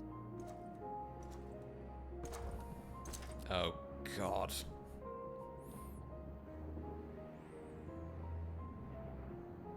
Perhaps you found meaning in living this way. I cannot deny you found strength. Yet if you only pursue your hedonistic pleasures and pay no heed to the plight of others, then no one will give you the time of day. You will never get what you want, not even the battle you pine for so dearly. You'll be alone for an eternity, and you'll deserve every agonizing second of it.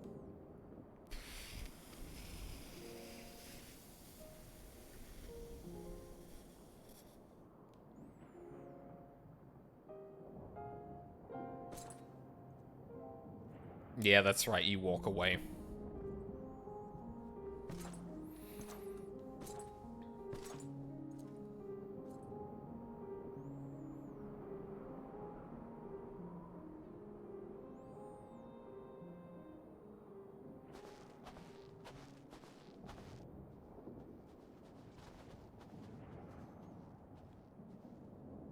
We're ready to depart.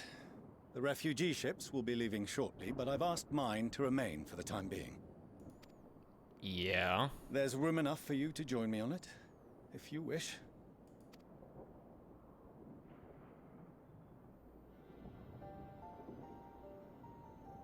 Do contain your surprise.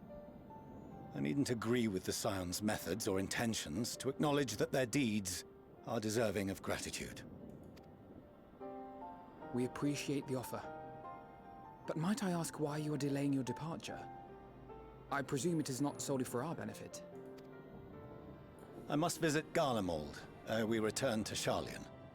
Having caused such an uproar, it is only meet that I explain myself to the Ilzabard contingent.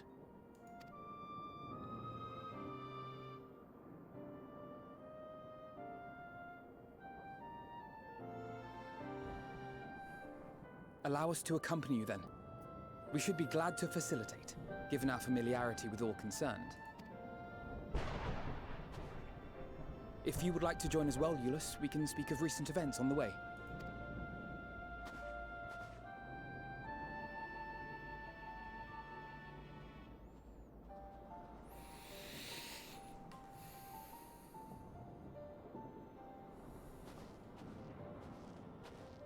He'll be after your seat on the forum next.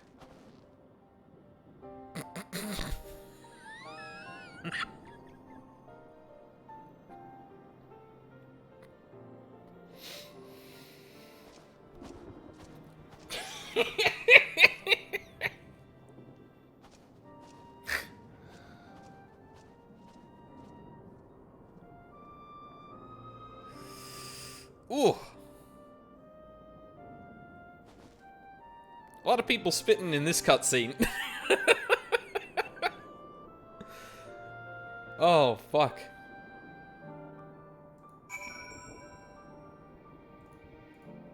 Oh. Why did those all reload? That's weird.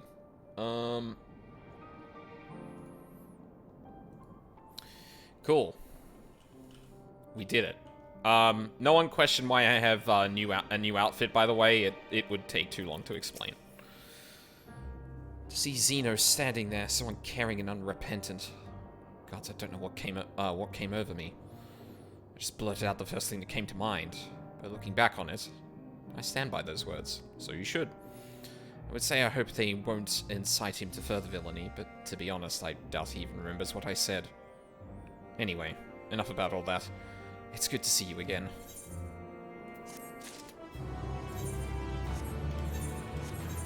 Give me the weapon. I think over my next break, I'm gonna clean up my inventory. I think it kind of desperately needs it now. Ooh, that's a fancy one. That is a wide book.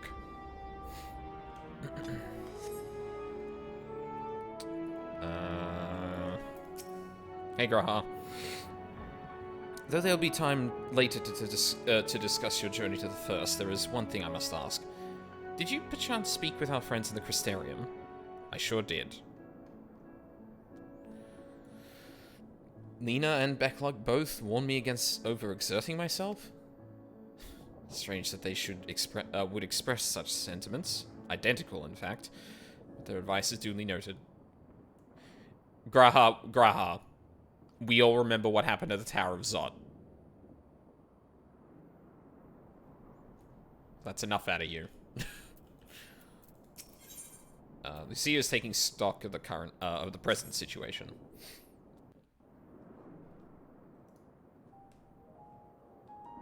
No major injuries then. Good. I briefed the recovered soldiers and sent them on their way as quickly as I could, but nevertheless feared they would not make it in time.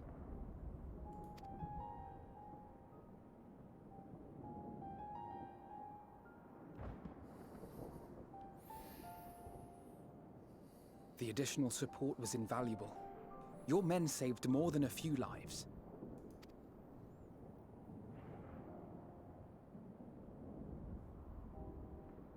Though not all, I regret to say.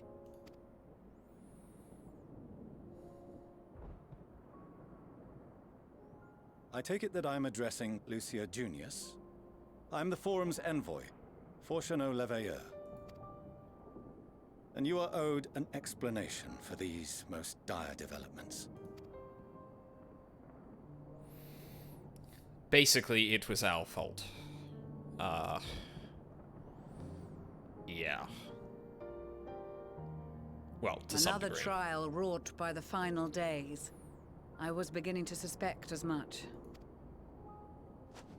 You doubtless feel some consternation having been forced to abandon your original plan. But trust me when I say you were right to send the refugees elsewhere. Beasts have been sighted within the capital. Perhaps it was a stroke of grim fortune that the population was decimated beforehand, as they've yet to appear in any great number, but in time. In any case, Maxima leads the remainder of the contingent in an effort to cull the creatures and evacuate the populace as we speak. Once the airships have taken to the skies, I pray your men can be persuaded to join him. You'll permit us to retain our weapons? I wouldn't have sent you after the Scions were I expecting you to stab them in the back. And I, for one, would not consider past transgressions more relevant than future contributions. Regardless of the circumstances that saw us at odds before, we need men of courage now, more than ever.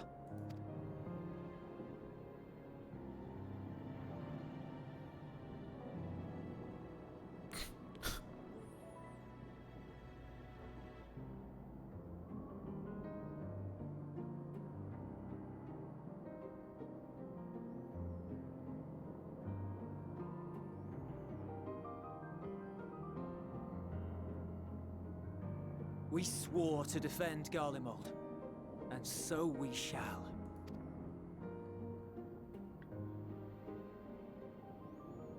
It seems you have everything under control. You will excuse me then, for mine own duties await. A moment, Master Fortuneau. You did desire to express your appreciation for services rendered, did you not? Let us into Labyrinthos. I did. Though if you intend to again ask that Charlian alter its course, you will find my gratitude insufficient. Oh no. Tis nothing so onerous. Fucker. I wish to hear the details of this grand endeavor of yours.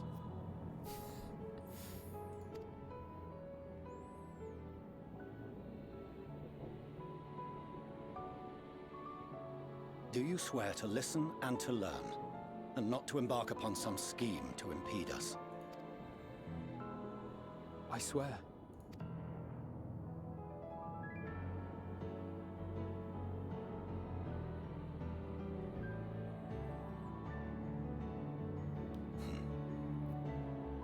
Any other I would doubt, but you I trust to keep your word.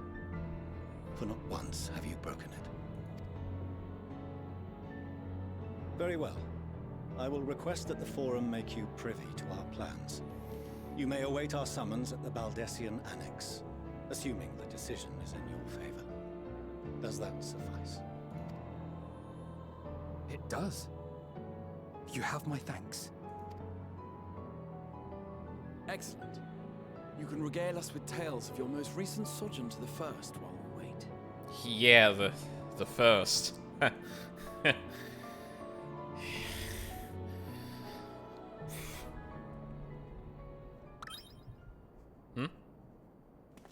Did you hear something just now?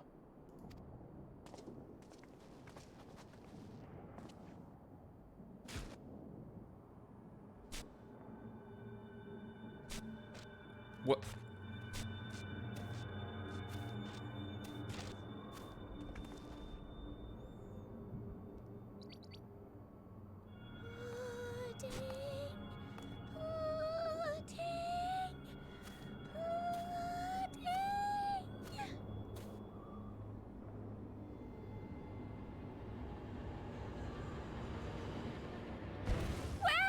Where is this star's blasted pudding?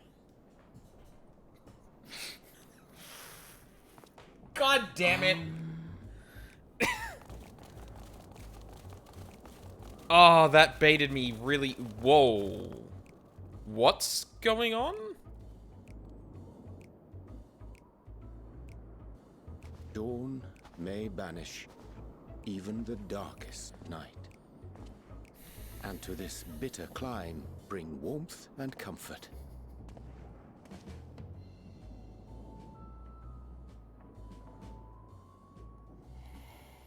'Tis heartening to see such an assembly upon my return.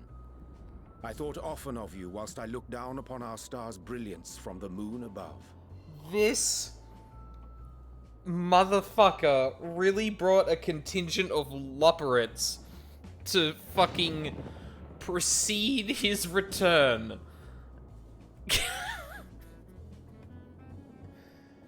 Oh, Urianger, I fucking love you. Yes, but what are you doing here? Fucking love Pudding Way. Aren't you cold?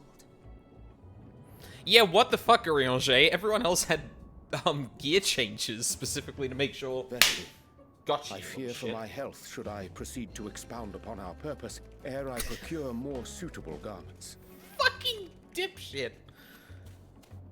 Then allow me to summarize. We're here because none of you lot are up there. Nor has anyone deigned to send word about any changes in the plans. Wait, how did you get down here? Rude is what it is. At least that's what I thought at first, but then folks got to wondering if you weren't in a spot of bother, so we decided to take matters into our own hands. Come down here and help, if our help be needed.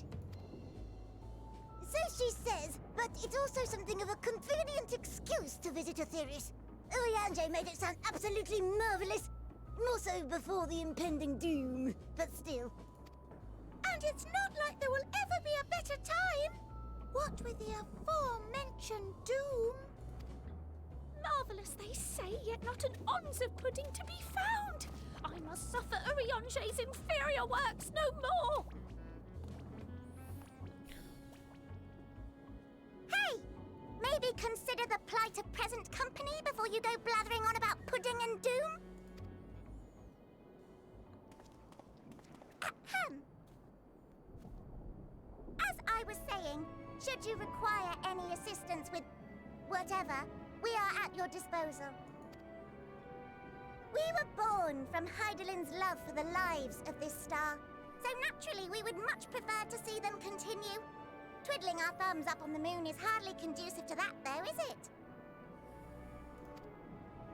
Aye, not when you've all got such precious thoughts and feelings and hopes for the future deserving of more active preservation. Speaking to Urianger made us realize that while we've carried out our duties to the letter, we've failed to fulfill them in spirit.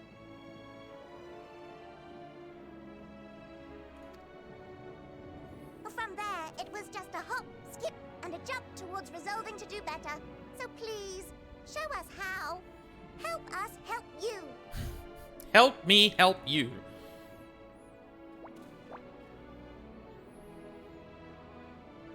Forgive me, but are they... Thy distant collaborators, indeed. Hail, fellow. Well met. You'd be a member of the Forum, would you? It's an honor and a pleasure to meet you at last. I'm Livingway, Hydelin's right paw. That last bit is very important. As am I, if I may humbly say so myself. I bid you welcome to our star, Livingway. On behalf of the Forum, I thank you for traveling such a distance to meet us. As you have surmised, preparations for the Exodus have not proceeded as smoothly as we had hoped. I should be happy to personally escort you to our headquarters in Sharlayan, where you may advise us as you deem fit.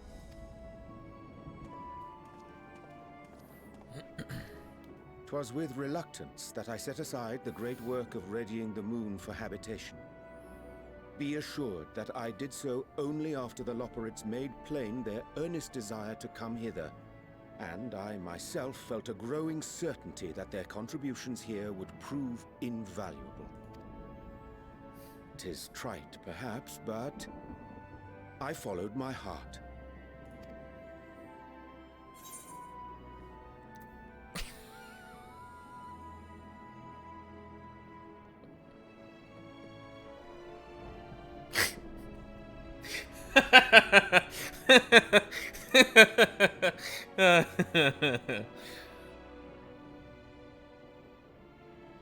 For a time, at least. Nevertheless, 'twas worth the journey to find present company well. Wilt thou attend us at the Forum and lend thine own wisdom? Got another one. Holy shit. If that's all quite settled, can we start moving before Urianger catches his death? Even I'm freezing out here. Yes, that's a good I idea. dare say you'll warm up quickly once you're aboard the airship. Sat shoulder to shoulder with our fur-covered friends. There are a lot of them. Yeah, Fortuno sitting in the back like... You're telling me they built the stuff on the moon? Okay. Oh no, it's snowing here too!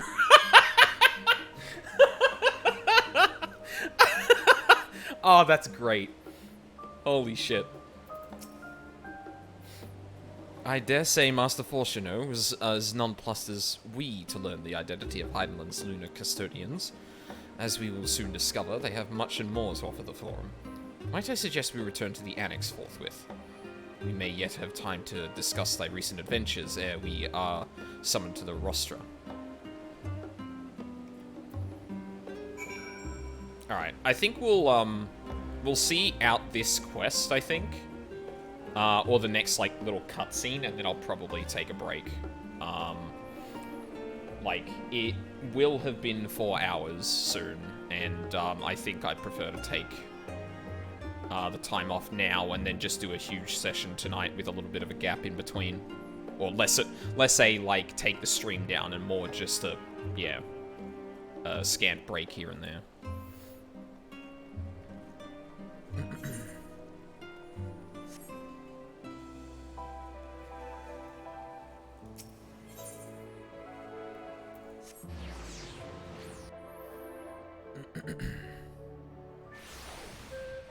Hopefully you don't have issues getting back in.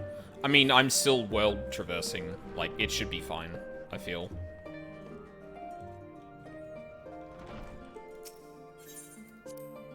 Like, the main thing is that I want to get back on before, like, the mid-afternoon, you know?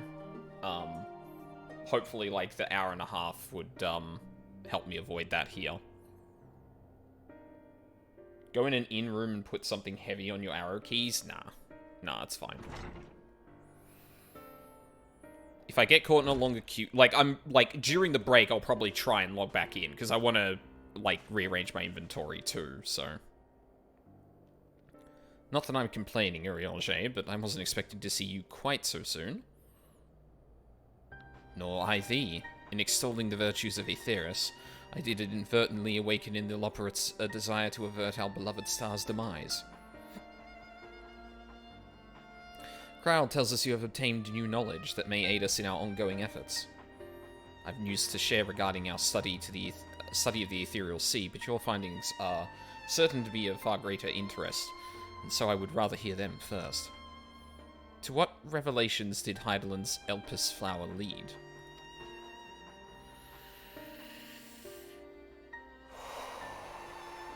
So, I went back in time.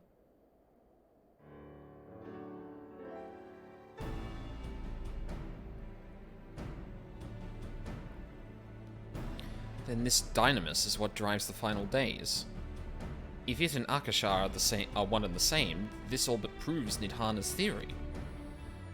We're an entity through sheer force of emotion to channel this vast, dormant reservoir into a raging river. Its power might surpass even that of ether. But if our star is so replete with ether, said entity would need to be outside its influence to effectively manipulate the dynamis of the Great Expanse. Meteon. Or rather, the sorrow and suffering of fallen civilizations that she has been hoarding for millennia. Untold anguish and fear and hatred drawn from every corner of the universe, all for a single purpose, the destruction of Aetheris. Then our foe is no longer some unknowable calamity. We have but one aim, to defeat Meteon. You make it sound so simple, but you're not wrong. Oh, that's why we need to go to talk to Heidelin. That's why we need to go to get into contact with Heidelin, because Heidelin knows where Meteon is. Vanquish Meteon and we deliver the world from the final days. But to even attempt it, there are two conditions.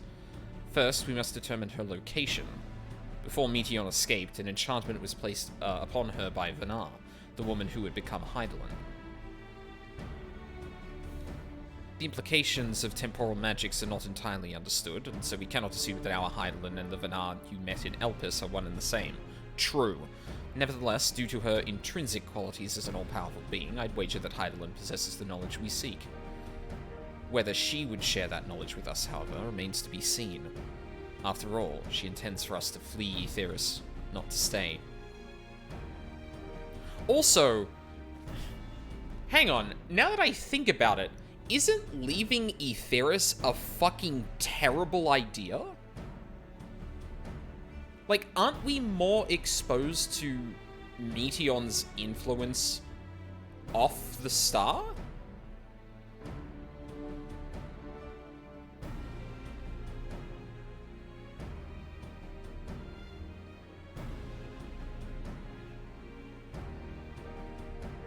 Yeah. Do you suppose she has abandoned her pursuit of Meteon? The Vanar I knew would never give up, no, but Meteon is still out there.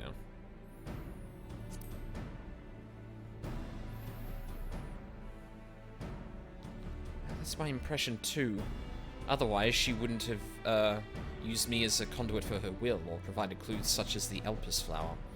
I believe she has been waiting for mankind's answer to Hermes' question.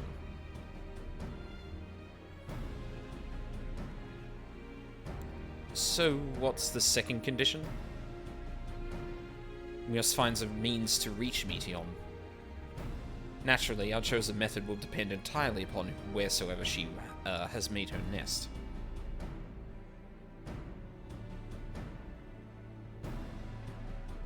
Then communing with Heidelin must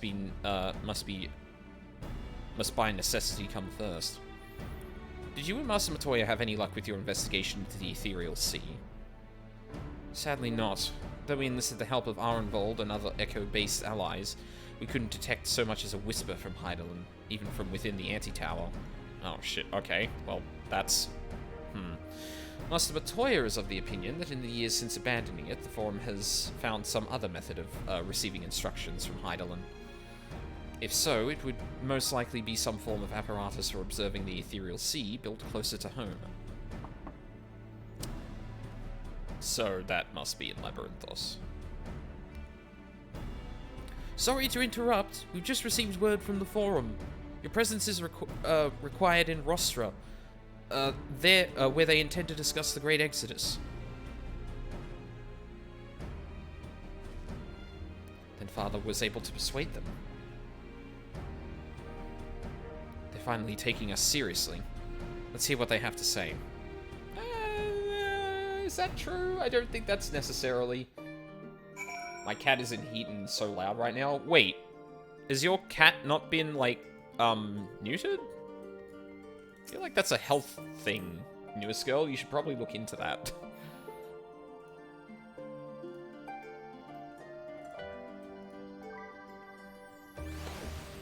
Sorry, just checking something real quick.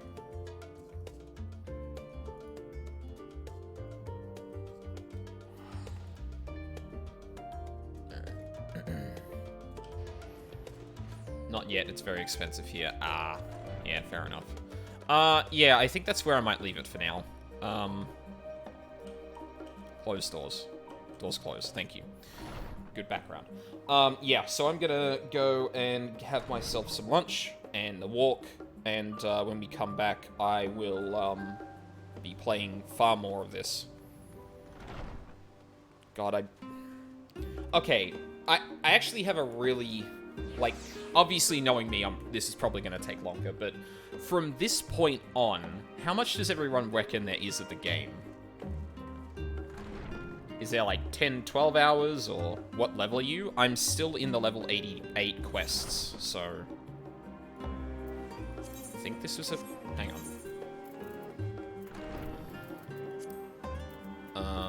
Yeah, this is level 88.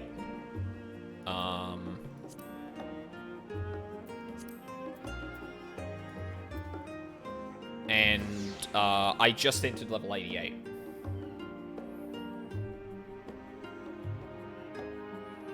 You might get level locked kind of soon. Okay. Oh shit.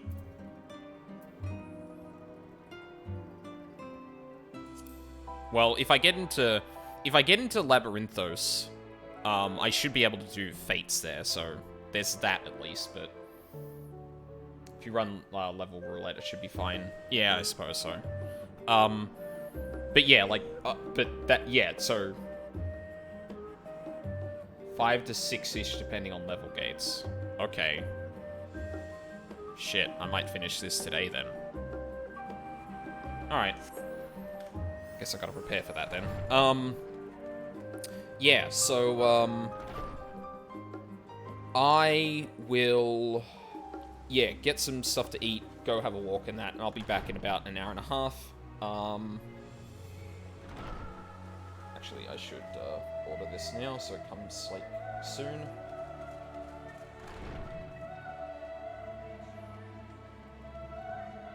I forgot I didn't hit send on that because I was going to go, I'll seek this out a little bit.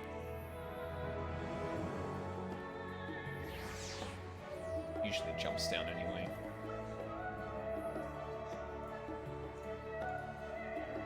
Yeah.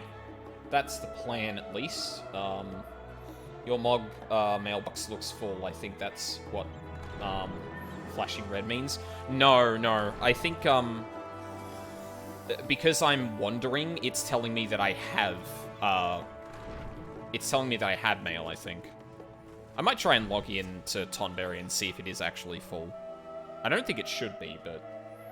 Yeah, like, it's been like that since I started world hopping, and I noticed that on another character whose mail is definitely not full, so I think that's it.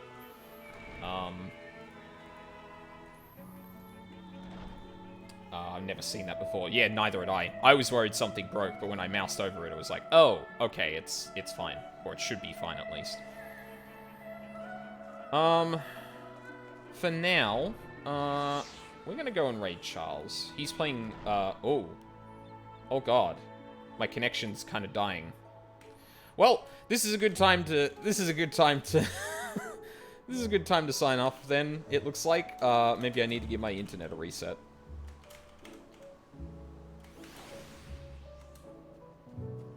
He's playing Risk of Rain 2.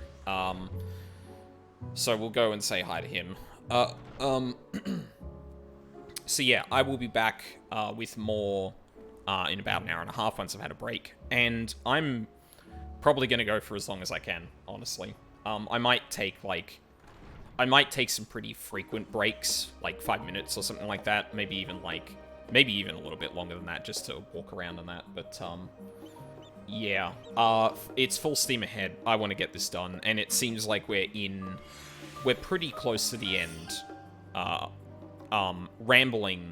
Me rambling aside, at least. Yeah. That's about it.